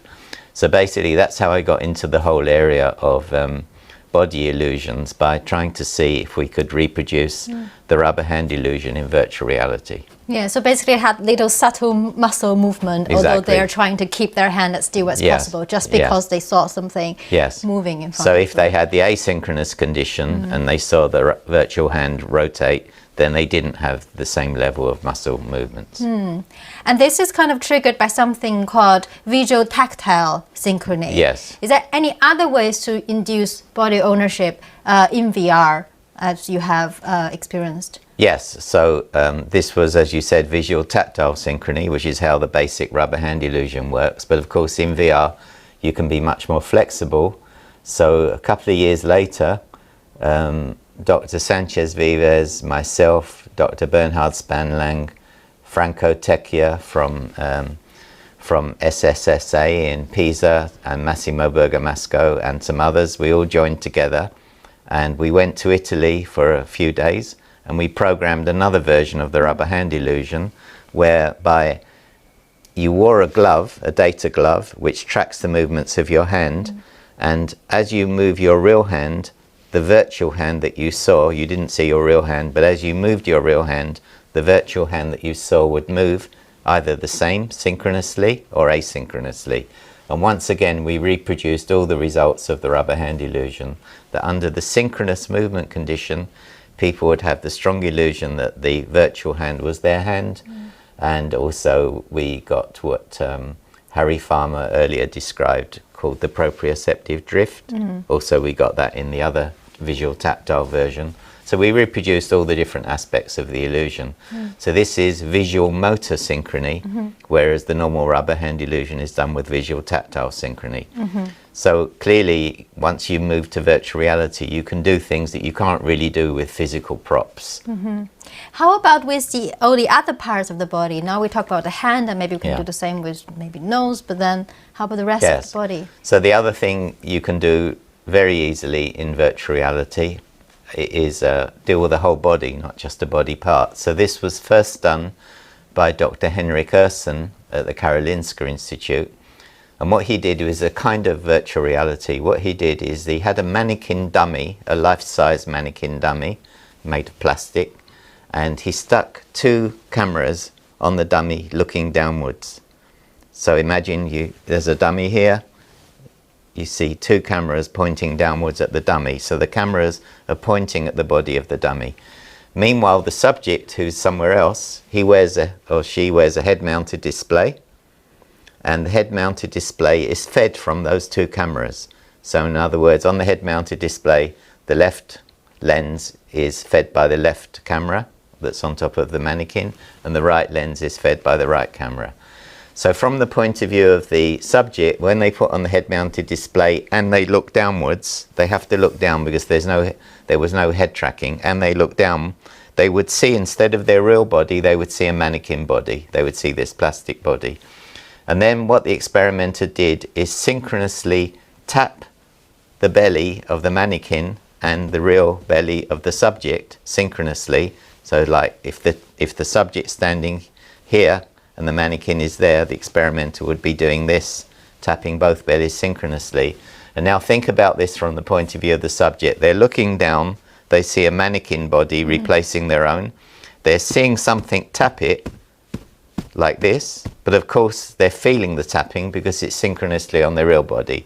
So what happens there is that you get the illusion the mannequin body is your body, and if you stick a knife into the mannequin, people respond with this arousal response, that they feel it's an attack on their own body.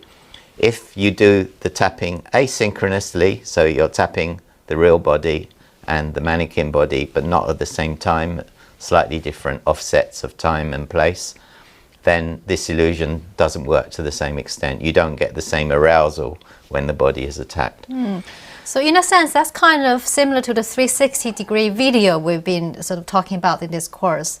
But that's very different from model-based VR. And can you kind of generate a similar illusion with model-based VR? Yeah, so with model-based VR, of course, just like with the rubber hand illusion, we can go much further.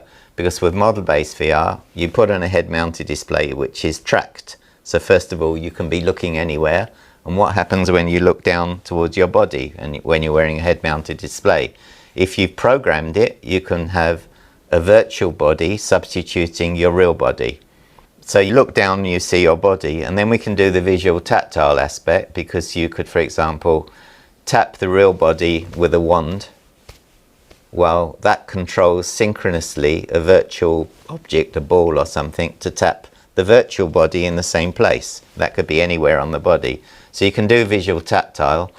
The way we do this today is, for example, we put some vibrators, like simple phone type vibrators at different parts of the body, and then when a virtual object touches that part of your virtual body, we fire the vibrator on your real body synchronously.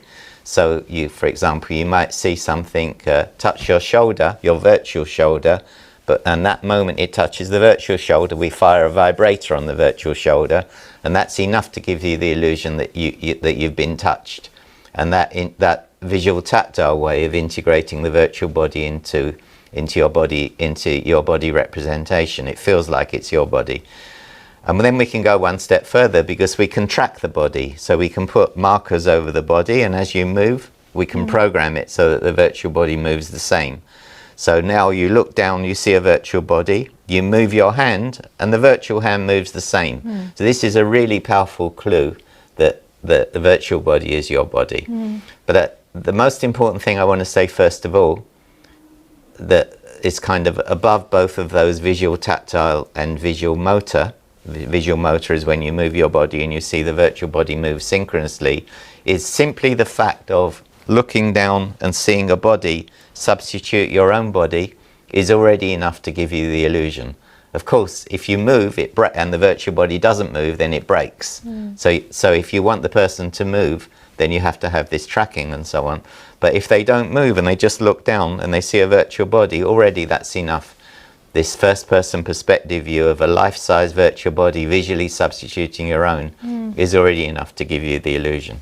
Very interesting. It just reminded me when I started working in VR, I basically spent most of my time in the cave-like system where you can actually see your body through the shattered glasses. Your real body, yeah. See my real body through the shattered glasses. So that was never been a problem until HMD came out about 2013. That's when I tried Oculus for the first time. I tried the previous generations as well, but with Oculus, because that's quite lightweight, so I spent a bit longer time in it, and I looked down and I realized nothing was there. It was quite a shocking and weird experience for me. But basically what you're saying is we just put a body of avatar there where I expect my body to be, then that would give me some kind of illusion. And if I happen to be also wearing a kind of full body suit where I have maybe another avatar come here, tap on my shoulder, and I feel the tap, that would really also emphasize this illusion. And if then my body is also tracked and I can see the animation in real time, I should be able to do this in VR, and that will really give me the full-on embodiment illusion in VR. Yeah, let me just go back over one thing you said. You said that when the head-mounted display came in 2013, actually what happened, how I got into this, partly how I got into this whole field, is in 1992 I tried head-mounted display. We had one.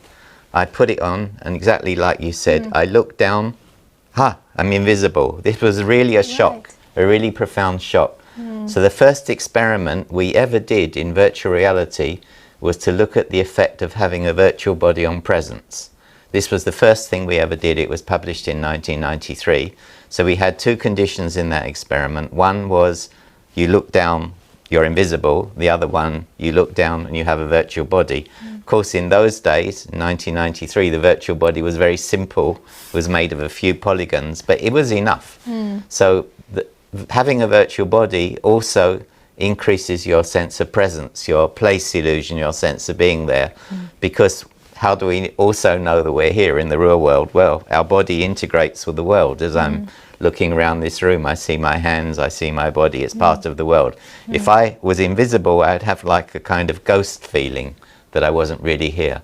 So it's very important what you said about looking down and not seeing a body also ties back to what we were talking about before, which was this sense of presence. Exactly. It does give me the feeling of I'm actually disconnected from this world because my body is not with me. And therefore things are less relevant. Okay, that's very interesting.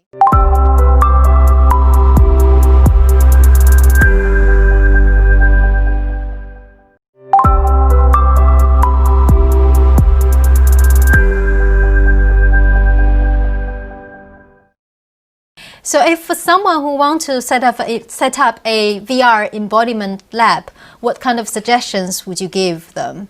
Yes, so if you want to set up a VR embodiment lab, and actually we have a whole paper on how to do this. It's a long paper that was published in Frontiers in Robotics and AI. So first of all, of course, you need a head-tracked, head-mounted display with as wide field of view as you can get. Why is the field of view important? Because you don't want to be searching for your body. You should, if the field of view is wide enough, you just have to look down a little bit, you see the virtual body. So wide field of view, head-tracked, head-mounted display. Why head-tracked? Because you have to be able to look down and see the body.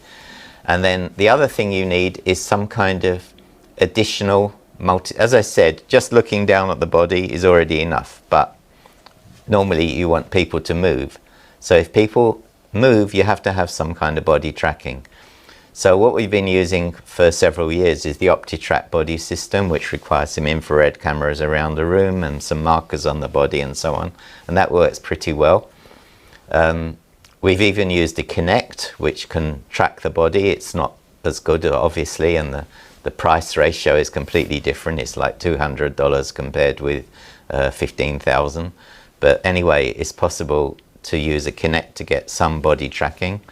And even more recently, we've been using the HTC Vive wand or hand trackers, and then using a technique called inverse kinematics. Given that you know where the head is and two hands, you can pretty much work out where at least the upper body is. So you can get some degree of full body tracking with visual motion, visual motor synchrony, just with a head and a couple of hand trackers. But it's not ideal. I mean, but this is something I think will change very rapidly in the technology that's being developed by VR companies. Interesting. So there are different range of products you can get depending on what's your budget.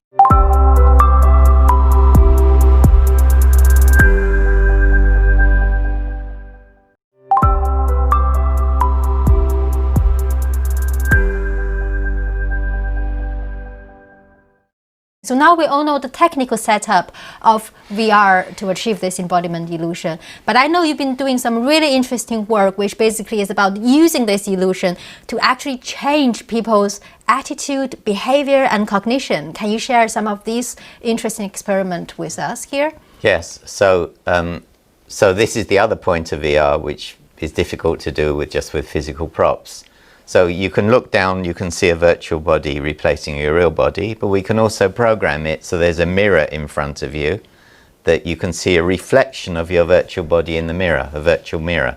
So once again, as I move my real body, I would see my virtual body from first-person perspective doing the same, and I would also see my reflection in the mirror doing the same, or the reflection of my virtual body. Remember, all this is life-sized. It's the same size as your real body.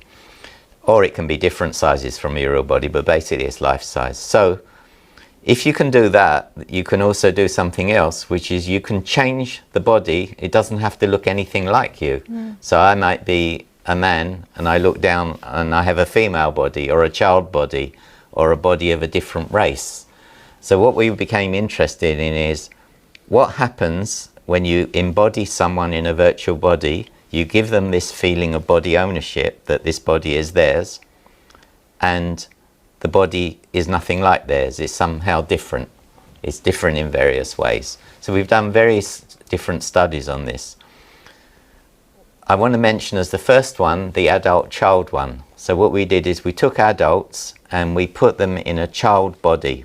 So when they look down at themselves, they look childlike, a childlike body. Children have different proportions of the body than adults do, so it looked childlike. They saw it in a mirror as well, and as they moved, the virtual body moved the same, both seen from first-person perspective and in the mirror. So in that experiment, we had two groups. One group had the virtual body as the child body, and the other group, everything was the same, but their virtual body was an adult body, but deliberately shrunk down to the same size as the child. So in other words, both had small bodies, but one was shaped like an adult body and one was shaped like a child body. And what we were interested in was two things. One was their sense of space, and the second was their sense of identity. So what we did is we, before the experiment, we trained people to measure the sizes of objects in the environment by using their hands. So they'd see an object, we'd say, okay, put your hands in the same size as that object, and they go like this. And then we'd give them feedback until eventually they learned how to do it pretty well. And then they had this stimulation, just 5-6 minutes, being in a virtual body, a child body or an adult body of the same size. Then at the end of that period, we did the same. We asked them to use their hands to measure the size of objects. And what we found is that although everybody, as we expected, overestimated because they were smaller, everyone was smaller, those in the child body, child-shaped body, they overestimated more than double those who had been in the adult body. So somehow simply having the shape of that body had altered their perception, not just because of the size, but because of the shape. And that experiment we've actually replicated again recently, and we've got the same results. And the other thing is we did what was called an implicit association test, which asked people to categorize very rapidly aspects of their own identity. And those who'd been in the child body, they categorized themselves far more as childlike than those who'd been in the adult body. So this is one example. Should I give some more examples? Oh yes, I'll be really interested in you telling us about the racial bias one. Okay. I think that's definitely one with very interesting social implications. Yeah, so I should say that one on the child body has some practical applications because we did a study. We did a study where we took parents from a local school and we put them in a child body, and while they were in a child body, in came a mother. And the mother was either a nice mother or a nasty mother. And we had them 2 weeks running. 1 week they had the nice mother, next week the nasty mother, or the other way around. And what they came back and told us the second week, whatever order they did it in, was that, wow, this really affected me. I realized how scary it was to be this little being with this great big mother who I was having to look up with. And so during the week when I spoke to my child, I got down on my knees and brought myself to the same height as the child. So it had a very interesting effect. The whole experiment had a very interesting effect on people's sense of empathy with their children. So the thing we moved on round about the same time was looking at racial bias. So as I said, if you have a virtual body, you can program it to look like however you want. The important thing is it moves with you and you see it from first-person perspective and reflected in a mirror. So in a series of studies, actually, we took white people and we put them in a black body, or a white body, or a purple body, various different types of bodies. And before the experiment, we measured their racial bias using, again, what's called an implicit association test. You can find lots of information about the implicit association test on a website on Harvard, and it's used a lot to study biases. It's not a questionnaire, it's a very rapid reaction time test. So basically, if you're white and you categorize or you join together or you associate faster white faces with good attributes and black faces with bad attributes, if you do that faster than if you associate white faces with bad attributes and black faces with good attributes, then it's indicating bias, that you have somehow a preference for the white faces rather than the black faces. So the whole implicit association test is based on this idea. So a week or a few days before the virtual reality experiment, people do this test. Then they come in, they have the virtual reality, and they're embodied in one of several different kinds of bodies, obviously in a white body, in a black body. Sometimes we've used a purple body so that we make sure we're measuring race and not simply surprise or difference. And what we've found now, I think, with 4 or 5 replications, we found that always, if you spend a few minutes embodied in a black body, when you come back, even a week after doing the virtual reality exposure, after having been exposed in a black body, even a week later, your racial bias is less than it was the week before that you'd ever did the exposure. And most recently, we worked with Beatrice Hasler, who's at a university near Tel Aviv called IDCH, and again with Dr. Bernhard Spanlang, who's in our lab. We did another experiment where, again, we embodied people in black bodies or white bodies, and they interacted with a virtual partner. And that virtual partner, 1 week was white and the following week was black, or the other way around. And what we found there is that when they interacted with a virtual partner, they would unconsciously mimic the body postures and behaviors of that virtual partner if they had the same virtual skin color. Right. So if I'm in a black body and my virtual partner is black, then unconsciously I would imitate her or him more than if my virtual partner was white. Or if I'm in a white body and my virtual partner is white, I would imitate them more than if my virtual partner was black. So it's really the virtual identity kind of dominates how your social affiliation work in virtual reality. Yes, yes. Yeah. And the mimicry, as you actually know because you've worked on it yourself, the mimicry is something very important because unconscious mimicry is usually a sign of social harmony. So with these very, very simple techniques of being in a black body and it moves like you do and you see it in a mirror, that's all, for a few minutes. I'm not talking about hours and hours.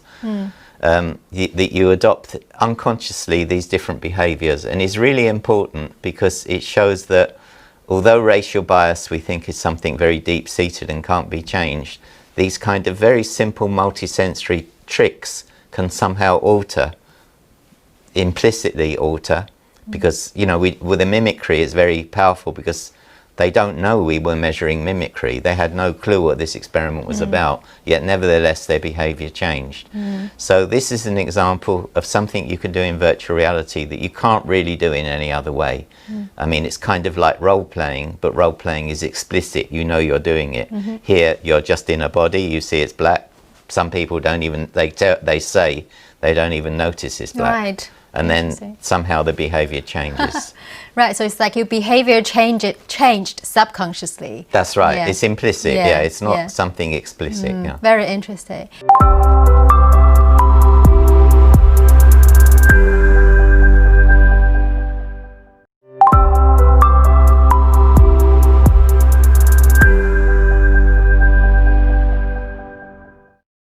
So we heard lots of great things about VR could change our perception with another person, which has, you know, fascinating implications.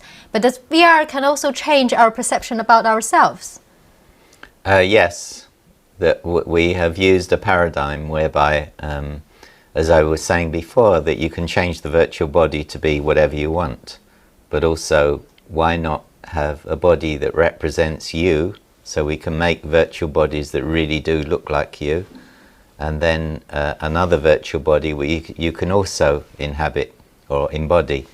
So the idea of this goes back to the kind of well-known thing that you can often give better advice to a friend than you can to yourself. So a friend comes to you with a problem, immediately you can say, oh yeah, this is a solution, because it's like it's not your problem. But when it's your problem, you have your own typical ways of thinking about it, and often you get trapped into like a circular loop where you can't get out of seeing the problem from your own perspective, but of course it's your own perspective that led you into the problem. So what we do in this series of work that we're still doing right now is that you get embodied in a copy of yourself. So you look in the mirror, you see a reflection of yourself. I mean, it's still a virtual body, but it really looks like you. And then sitting across the other side of the room is someone else. Could be whoever you want, but for one series of experiments we chose Sigmund Freud. So sitting on the other side of the room is Sigmund Freud, and then you're told, describe your problem to Sigmund Freud. And so Sigmund Freud's sitting over there, he's nodding while you're talking and so on. You say, Dr. Freud, I have a problem, my boss treats me really bad and I don't know what to do. And then everything goes wavy, and then you are in the body of Sigmund Freud, and now you look down at yourself, you see the Freud body, you look in the mirror, you see Freud's body in the mirror, and as you move, the Freud body moves, but across the other side of the room is you, and you hear and see yourself say, Dr. Freud, I'm having trouble with my boss, blah, blah, blah. And now as Dr. Freud, you can respond and say, well, have you done anything to upset him? And then you're back in your own body. Again, you look down, you see your own body, and now you hear Dr. Freud. It's your voice, but it's disguised. It's disguised, so it doesn't really sound like you. And he says to you, have you done anything to upset your boss?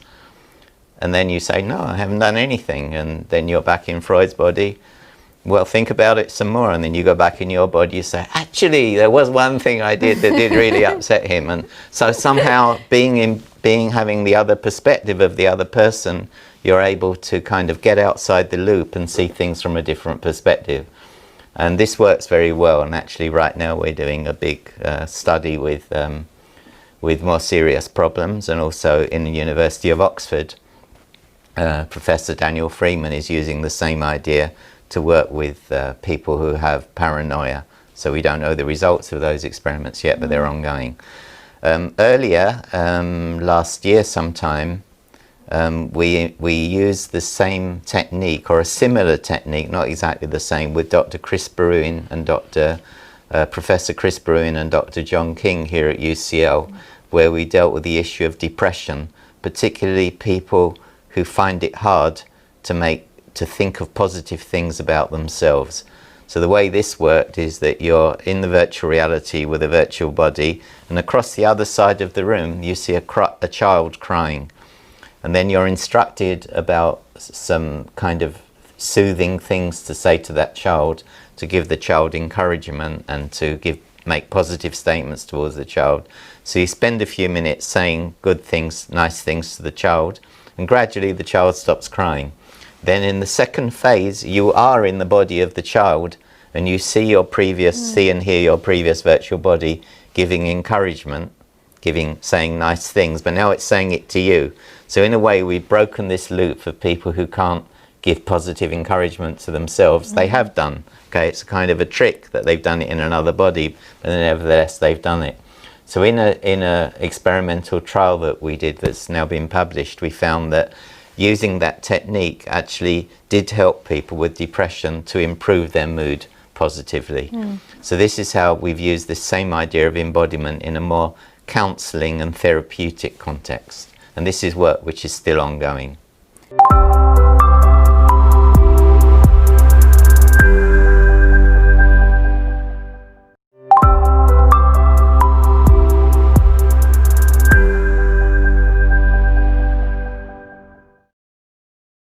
So we talked about the technical setup for VR, but the example you kind of gave, I think, would work best with model-based VR. But I've also had experience of 360 embodiment illusion. Can you maybe just give us some of the comparison you feel in that area? Yeah, so with using 360 degrees virtual reality with or without stereo, one thing that's immediately different is that, of course, it all looks more real. So if I'm in 360 degrees stereo, 360 degrees VR, whether it's stereo or not, as I look around, of course, what I'm seeing looks super real because it's just video.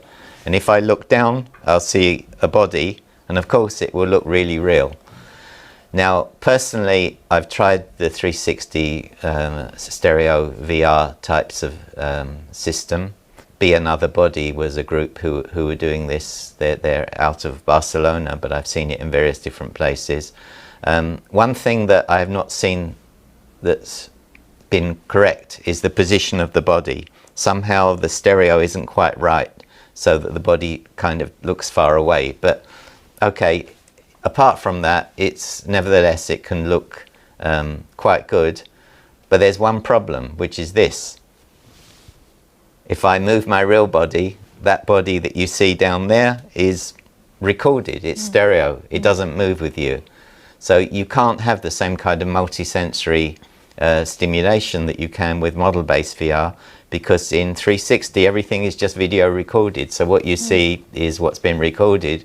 No matter what I do, it doesn't make any difference. So it could be used, for example, you could do a nice version of the rubber hand illusion like we did before, but using 360 VR, and this would work because of the rubber hand illusion, you don't move your hand. But as soon as it comes to anything to do with movement or any additional kind of multisensory stimulation, it becomes very difficult to use that. There's one other thing about the whole issue of 360 VR. As I was saying before, 360 VR is used a lot by, for example, newsrooms, because it's very good to capture large spaces. And you can, for example, watch a demonstration or some kind of big public event, and you can look around it, and this is very good. It's very good especially for things that are far away, because when things are far away, if you go like that, if you move your head, that doesn't really change much. You don't notice the missing translational head tracking. But a few weeks ago I experienced a whole series of demonstrations of 360 VR, and they were super good in the sense of the storyline was good, the narrative was good, the production values were really high. And what happens is that when I go in model-based VR, when I come out of it, I always have this feeling I have visited somewhere. So I have the feeling I visited that place. It sticks in my mind like it's something real.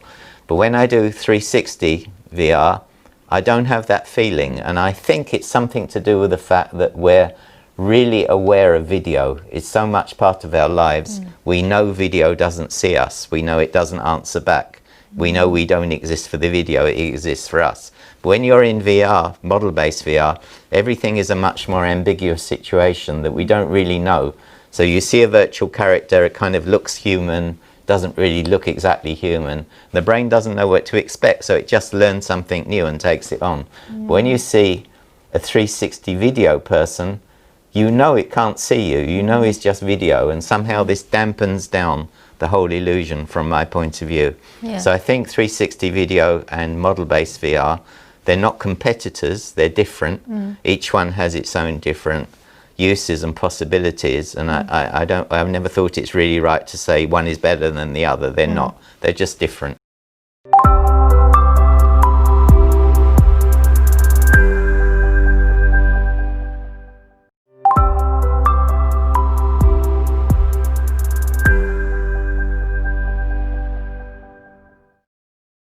Finally, Mel, I think it would be really good if you can give us some predictions of what you think the future of VR is going to be in the specific area of embodiment. Well, one of the things about virtual reality is people say, well, it's got a kind of contradiction. It's been going for a very long time. I mean, 50 years at least, the first head-mounted display was done. And 25 years ago, it was something as big as it is now, but it vanished. And now again it's coming big. So it's been around a long time, and it's had these different phases of development. But at the end of the day, there's never been a new kind of language for showing narrative and showing stories and so on in the context of VR. So when you make a movie, or you make a TV series, or you make a computer game, there's already a kind of structure and a narrative that people know what to do. Just like right now, in a sense, what we're involved in right now is a movie, and the people making the movie know you do this, they have to sit there, we know that, they know the grammar of the whole thing. But in VR, we don't know that. We don't know really how to tell a story properly in VR. What I think in terms of embodiment is that it's one of the most powerful, unique aspects of VR, to have a different body. So somehow that's going to be integrated into the new grammar, the new way of telling stories in VR that won't be able to be told in any other way in that form except in VR. How that will actually be, I don't know, but I think embodiment is going to be central to the development, certainly of narrative storytelling in virtual reality, as well as many other aspects. Okay, fantastic. So that's all for week 3. Thanks very much, Mel. You're welcome. It's a pleasure. Thanks for inviting me.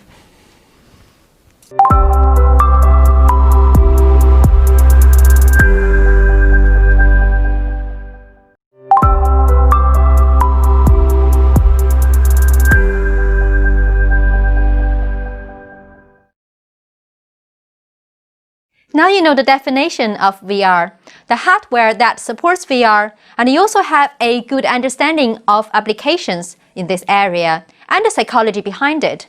You can consider yourself an expert in this area, at least from the theoretical perspective. We will address the technical perspective elsewhere in this specialization. But there are a few things we haven't had a chance to address. Some of them are problems that are unique to VR. And because of this, they can be very challenging because we're basically entering a territory that has not yet been fully explored by the mass market. This week, we will discuss these challenges. First, in terms of creating VR content, we will discuss basic concepts and problems in creating realistic-looking 3D graphics, the computational power that is required to do this, and as a result, the tension between realism and real time. We'll also cover challenges in creating realistic and believable computer animations. We'll introduce issues in VR interaction, in particular, how to move around in VR without feeling nauseous, why it could be difficult to socialize using VR, and the challenges of creating haptic feedback in VR.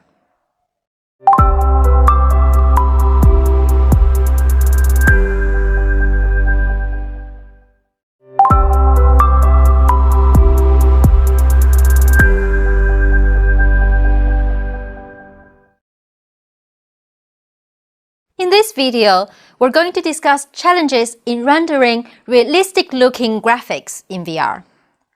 In a lot of the applications we have talked about, it is often important to create realistic-looking graphical representations of the real world. For instance, in training and therapy, If the graphics do not reflect the real world, then the skills acquired in VR won't be transferable. So in this field, you would really like to be able to represent the real world, just like a photo. And that's why we use the term photorealistic to describe those virtual environments. At other times, we might want to create an imaginary fantasy world. But this does not mean that we no longer care about realism altogether. We still want the users to somehow understand and connect with that world. And in order for this to happen, objects have to interact with lighting in a similar way as they do in real life. For instance, water should still reflect lights in a certain way so that we perceive it as water. In order to create an environment that looks photorealistic, or at least reflect to a certain degree how the real world works, we need to have a basic idea of how lighting works in real life.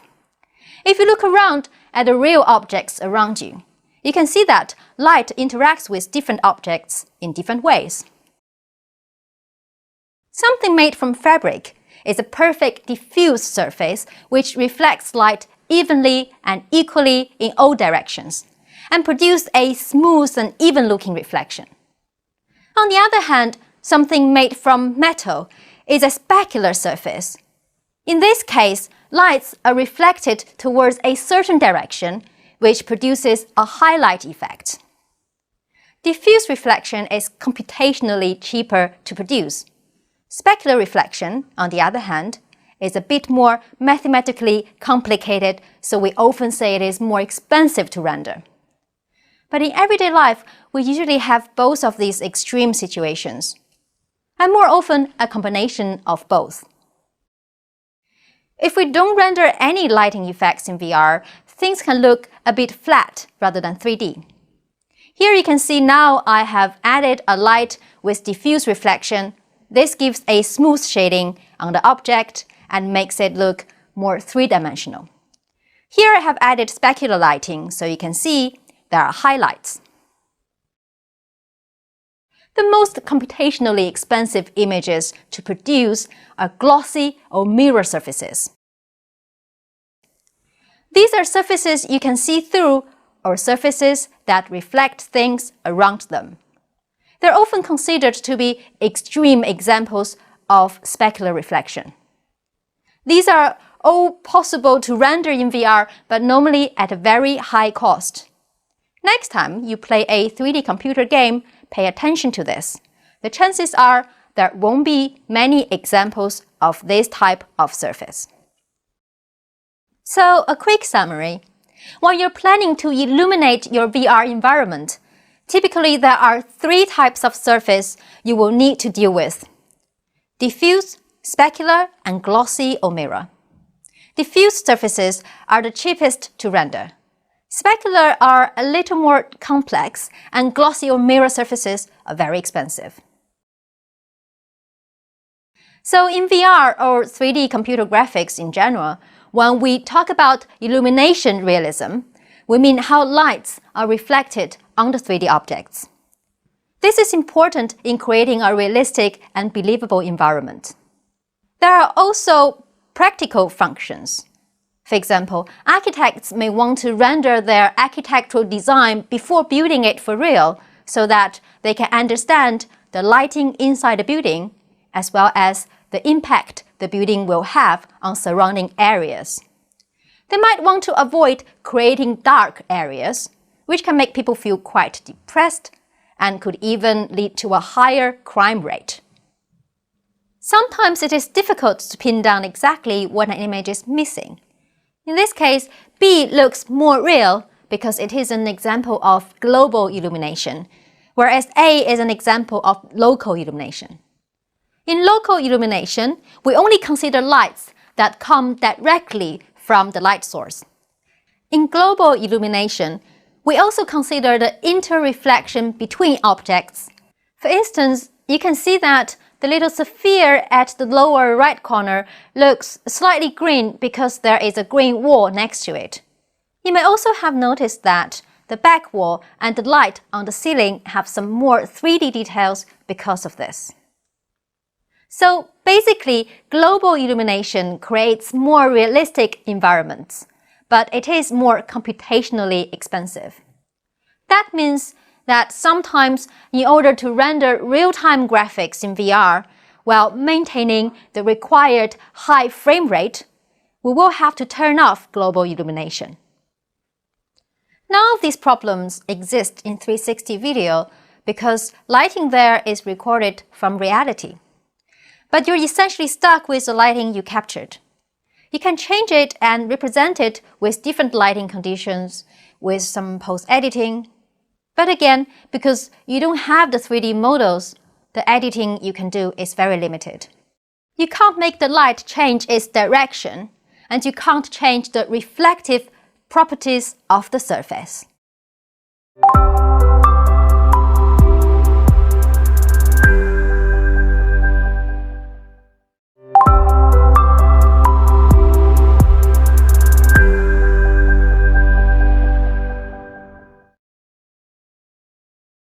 In this video, we're going to discuss challenges of creating realistic and believable animations in VR. This is a nice-looking computer-generated environment, but it would not feel so real if everything just stayed still. You would expect to see the leaves on the tree moving because of wind, the birds on the house flying, and the sun either setting or rising. So it would get darker or brighter soon. None of this is too difficult to animate. This image, on the other hand, would actually be quite hard to animate. The main problem being the cape he's wearing. In order to get a cape looking anywhere close to a real cape, there needs to be a lot of programming and computation. The good news is that most game engines nowadays come with a built-in physics engine that takes care of physical simulations of this kind. So you can just play with the parameters until you are happy with the effect. The physics engine will animate the clothes automatically in an optimized way. Another powerful animation tool that often comes as part of a game engine is called a particle system. It's often used to generate effects such as smoke, fire, and snow. However, the really difficult thing to animate is Superman or any other 3D virtual characters in VR. There are a lot of things you need to get right when you implement a virtual character. As human beings ourselves, we all are very critical observers of those virtual characters. So if there is anything that goes slightly wrong, we will instantly spot it. Here is an example. As you can see, this may not be strictly be defined as VR because we used a big projector instead of a VR display. But I like to use this example to show you how the animation was implemented. The body movement of this avatar was animated with motion captured data from a real actress. Here we didn't put any facial expressions on her face, so she looks a bit cold. But often when it comes to character animation, it is better not to include something rather than having something obviously be wrong. We also programmed her to be interactive so that when the user moves, the avatar rotates her head towards that direction to give the impression that she is looking at them. You can do more sophisticated things, but again, if you can't get something quite right, maybe it's best not to do it. A lot of the challenges in creating believable virtual characters animations in VR overlap with the ability of users to interact with them.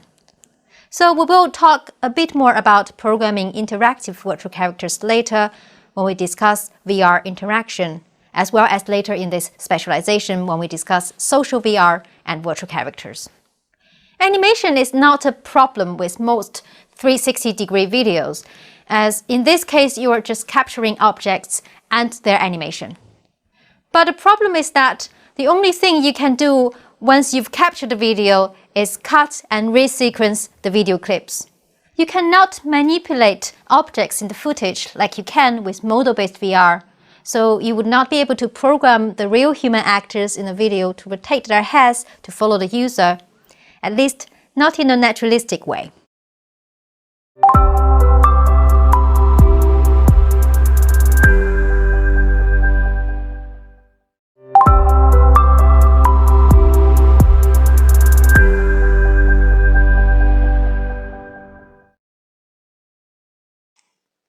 video, let's take a look at navigation in VR.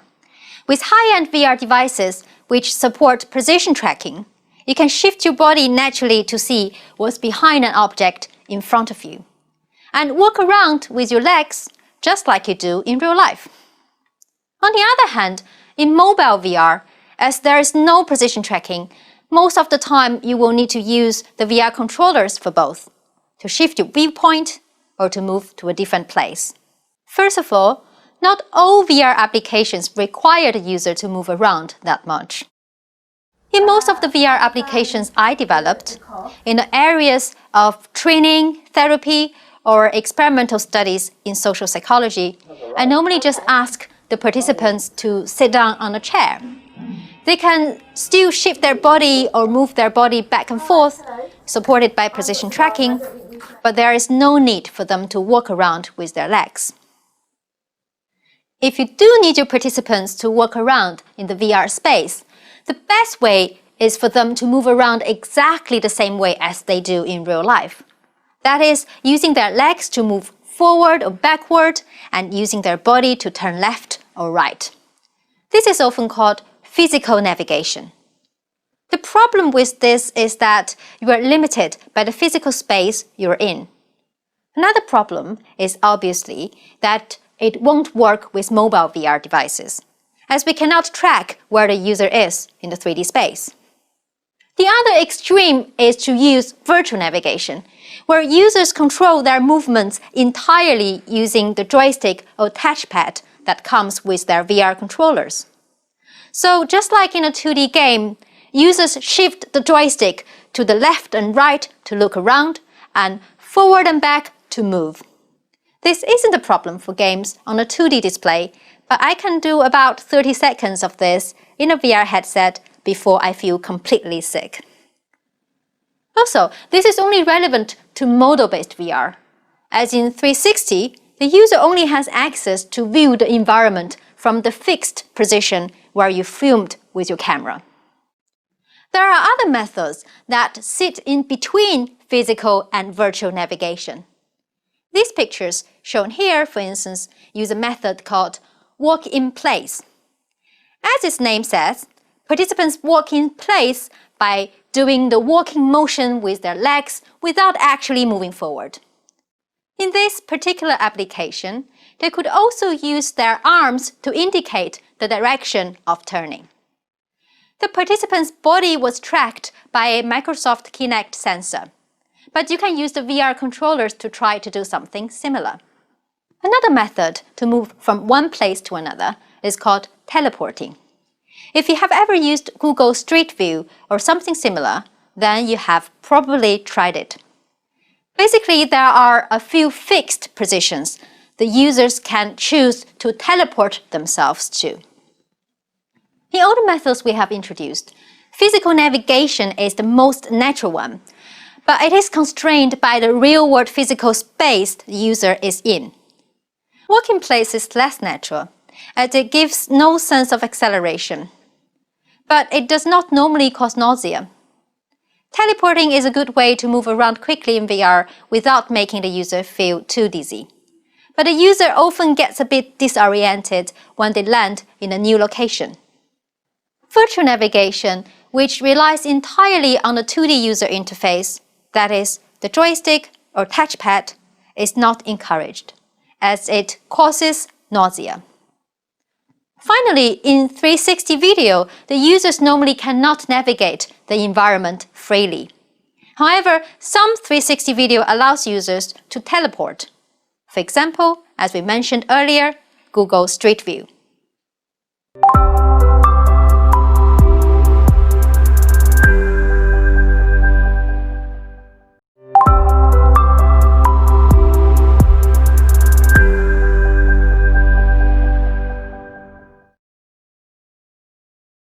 We've mentioned nausea a few times in this course as one of the problems in VR.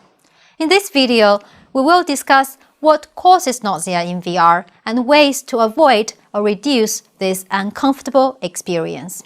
Nausea in VR is also called simulation sickness, which refers to the discomfort induced by simulated environments. is mainly caused by the conflict between information received in the brain from our vestibular system and our visual system. In this situation, you're physically moving while looking at something relatively still. So your vestibular system tells the brain that you're moving, but your visual system says you're not. And that's what makes you feel sick. With simulation sickness, it's almost the opposite. Say you're sitting in your living room chair playing a VR car simulation game. You're physically not moving. But because you are immersed in VR, your visual system is convinced that you are.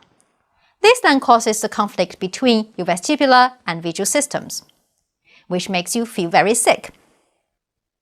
The best way to avoid simulation sickness is to pay attention to how users could navigate in the virtual environment. Physical movements, where users use their own body to move around in VR, just like they do in real life, turn not to cause much nausea, if any at all. If you don't want to limit user movement by their physical space, you could consider methods such as walk in place or teleporting. The worst method is to directly import the default first-person controller used in many games, where users can move around with the keyboard and mouse and a joystick. A lot of my students have done this to me, and I normally have to take the HMD off to avoid destroying the rest of my day after about 30 seconds. There are other factors that contribute to simulation sickness in VR. Because the displays are very close to your eyes, you might experience eye strain. A frame rate below 90 Hz could cause discomfort, as could flashing or high contrast images. So these are the things you might want to avoid when building your VR environments. Finally, just as not everyone experiences motion sickness in cars, some people are less prone to simulation sickness than others. Especially if you are a VR developer and have spent quite a lot of time in VR, your brain is probably more used to it.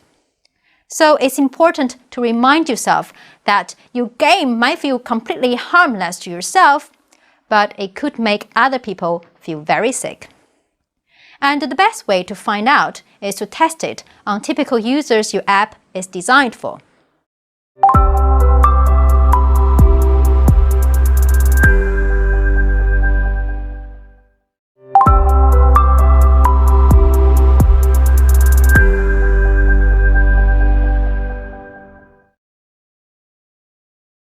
One of the biggest challenges for VR has always been about using it to meet other people. But how do we do this in VR, and why is it difficult? Nowadays, when we can't physically be together with someone, we often use video conference calls.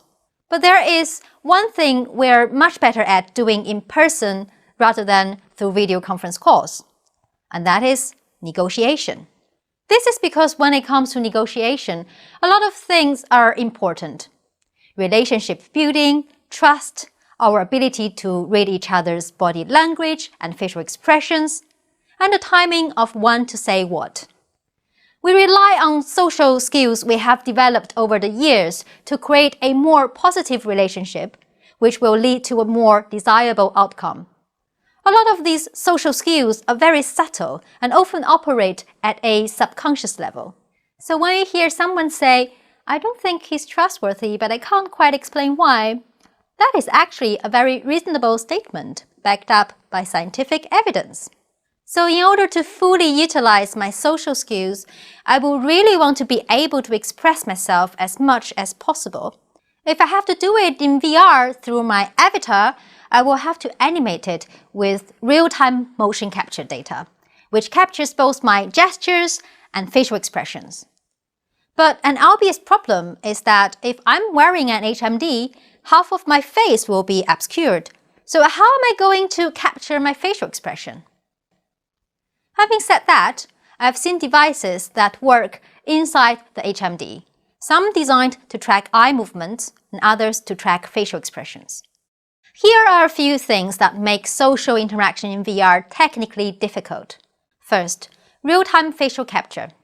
Let's forget about the fact that you're blocking half of your face with the HMD for a moment. Even in the most ideal situations, certain features would be very hard to track. These include eye gaze, blinking, pupil dilation, subtle emotion changes such as blushing and sweating, and also any subtle facial muscle movements. We can track some of these features with volumetric capturing, but the problem is that this cannot be done in real time because it requires post-processing. Again, this is not possible if the user is immersed in VR themselves with an HMD. Secondly, another challenge in social VR is that the current technology does not support socially meaningful physical contact with another person. For instance, with the current VR controllers, you cannot shake someone's hand or tap them on the shoulder. So until we have some more clever ways of tracking and giving haptic feedback, when it comes to negotiation, I will still try to be there in person. Or if that's not possible, I will probably just use a video conference call instead.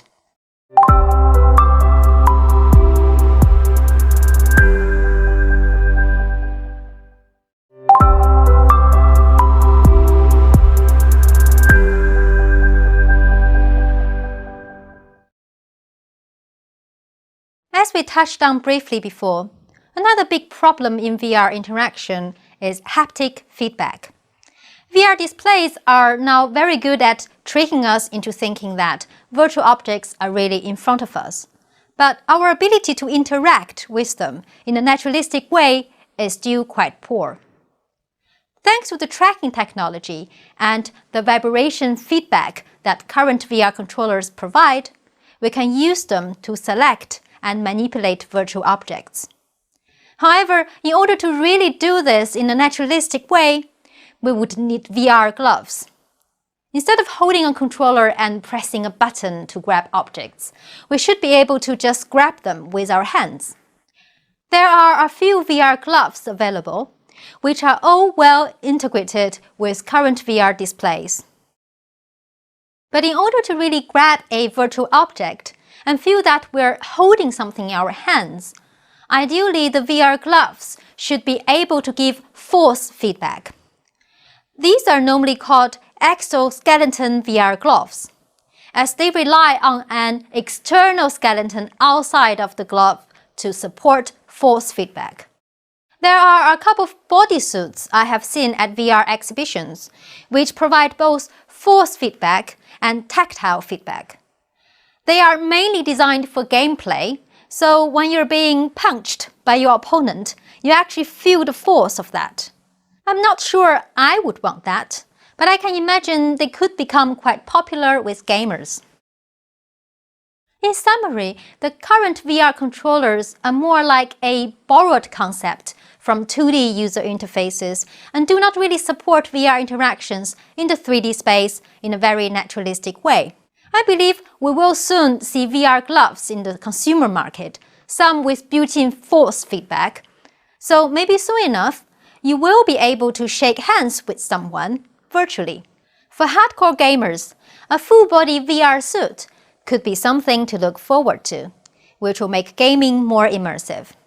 However, certain challenges in haptic feedback, such as tactile feedback or the feeling of gravity when holding an object, remain unsolved for now.